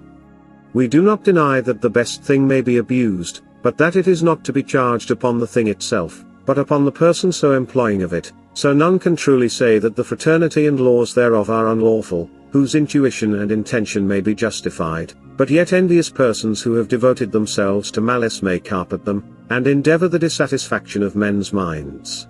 Wherefore in this chapter we will show the profit, and disprofit arising either from them detected or concealed. 3. There are 4 kinds of good, necessary, honest, pleasant, and profitable. By each of them men may be drawn to the affectation or disrelish of any subject. The 2 first amongst these have the preeminence, the others are of less authority, but yet very often the latter prevail above the first, and many had rather enjoy pleasure and profit suitable to their natures, than the others as being somewhat harsh, wherefore we will treat of them, but not as separated from necessary and honest good. 4. To what purpose should there be such a society, if the profit and benefit thereof should be wholly concealed? The Ethiopians and Indians having never heard of their Fama and Confessio Fraternitatis are not taken with the fraternity, but if they should believe that there is such a select company of men, yet they would be heedless, because they should receive no advantage by them. We care not for the richest minds, if we cannot enjoy them, and affairs translate at a great distance from us, are nothing to us, we do not take notice how the Indians fight, and they neglect our arts. 5. If the fraternity had not made known themselves there might seem to have no great damage thereby accrued to learning, since it is not more augmented, for heretofore cure of diseases, and preservations of health were practiced and professed, the sciences have been so reformed, especially the last 100 years past, that they have attained their utmost perfection. On the contrary, if the fraternity had been concealed, many might have great hopes and expectations of profit, for all kind of curiosity had been laid aside, men would not have vexed themselves with searching diligently after them, where they should with the greatest difficulty hardly find, so many desires had not been unsatisfied, so many promises frustrated, so many sighs and tears vain, lastly, no occasion of confusion, but, because all of these things are so false and absurd we shall not think them worthy of an answer, we shall therefore proceed to the profit of the fraternity as it is detected and made known. There is in the world such an abundance of all things by the diversity of species, multitude of individuals that it is almost impossible to discern either their increase or decay. Hence it is that persons of quality being taken away by death are not missed, because others do succeed them, and the rising sun makes us take little notice of the set. 6. Had the fraternity not been discovered, the world had lacked nothing, for that which is unknown is not desired and sought after, and the absence of it is no loss, and we doubt not but that there are very many such things in nature. Who ever dreamed of a new world called America before it was found out? Who thought of usefulness of writing and printing until they were invented? But no, it is sufficiently known what benefit the whole world receives by them, although there seemed to be no want before. 7. For as no line is so long, nor any body so big, to which something cannot be added, so the perfection of the world was not so absolute but that it was capable of addition. 8. Thus the detection of the fraternity did increase the world's glory, and we shall show after what manner, viz., by revealing secrets and finding out others much conducing to the profit of mankind. 9. The poet's reports of Antaeus that he fighting with Hercules, and by him being beaten often to the ground, did as often recover himself by virtue received from the touch of the earth, for he was thought to be son of the earth, by which help he was always victorious, till he strove with Hercules, who finding out this mystery caught him in his arms and holding him in the air crushed him to death. By Hercules is understood a laborious and skilful philosopher, by Antaeus the subject to be wrought upon in which are contrary qualifications. This matter is not easily known, because it lies hidden everywhere, and at the same time lies open. Understand the first in respect of men's intellect, the other in respect of sense, and if it were known, yet the preparation is so difficult little good can be expected. The philosophical earth is his parent whose virtue is not easily attained. Hence it is that this Antaeus is secretly strengthened from his mother, and so all endeavor of killing Antaeus is in vain and to no purpose. 10. Therefore Osiris being about to travel into India did not unadvisedly consult with Prometheus, joined Mercury as a governor, and Hercules as president of the provinces, by whose direction and his own industry, he always accomplished his end. He used Vulcan's shop, the golden house where Apis is fed and nourished, for those three aforementioned have their several offices in the philosophical work, but some may say what is this to the fraternity of the RC? It properly appertains to them, for they have overcome Antaeus, they have sufficiently declared their Herculean strength, the wit of Mercury, and the providence of Prometheus. This is the knowledge in which the fraternity is skilled, fetched from the innermost depths of nature, which to neglect or to suffer to perish were folly and madness. There is no chemist who understands not what we mean. 11. They who take a voyage to the East Indies, cannot be without sweet fresh water, and if they find out a spring, they take a special notice of it, set it down in their writings, that others travelling that way may enjoy the like benefit. Much greater reason is there that in the philosophical voyage, having found a fountain sending forth pleasant streams, which can easily quench thirst and satisfy, how great reason is there that this should be highly esteemed and valued. I mean ere the philosopher's living water and not any dead, which when once attained, the whole business will succeed, for the whole work is perfected by one artifice, by one way, by one fire which is natural, not neglecting the other three, unnatural, against nature and occasional, in one vessel, at one time, with one labor, which must be cautiously understood. 2. The book always in the hand and mind of the fraternity, and transmitted still to posterity, does sufficiently lay open the knowledge of this nature, in which book is contained the perfection of the arts, beginning with the heavens and descending to lower sciences, for the mind of a wise man covets after the knowledge of all truths, to confute errors, and to adorn itself with glory and excellency, but this is not obtained by idle vain speculation, but by diligent practice which is the only true wisdom. 3. I have spoken enough before of their remedies for the cure of diseases. 4. The brethren lastly have a secret of incredible virtue, by which they can give piety, justice and truth the upper hand in any person whom they affect, and suppress the opposite vices, but it is not my duty to express what this is. I beseech the great God who governs the whole world by his providence, to dispose of all things that such mysteries may never be lost, but that the whole world may receive benefit thereby, and that hereafter men may not think it sufficient superficially to look into nature, but deeply prying into it may have more knowledge of God the Centre, and praise him always for his goodness. Chapter 19. That many fables have passed under the name of the fraternity, raised by the multitude who always misjudge of that which they do not understand. 1. It cannot be otherwise, the fraternity being in respect of itself well known, in respect of the persons thereof concealed, but that many strange, horrible, and incredible falsities should be cast upon them, for it we hear, see, or by any other sense have experienced anything, yet in discourse this will be altered, if not altogether changed, because he that relates will either add or diminish, and the other not apprehending it aright, or perhaps failing in memory, or for affection favouring or envying the business, will unfaithfully report it. They who want those two faculties of memory and judgment are not competent judges in matters of so great concernment. What can a blind witness affirm that he saw? One deaf that he heard? Or one not capable of understanding that he apprehended?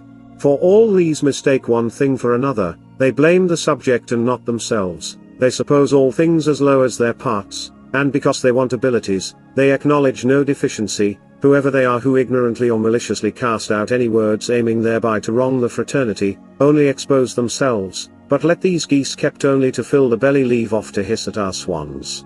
The water, of which we now speak, is not that in which fishes do swim, neither is this a fit study for such dolts nor blocks. Leave off discovering who you are by your idle words, learned and wise men are not conferred by them, and why should they receive evil for good? But some may ask, what fables are thus vented against the fraternity?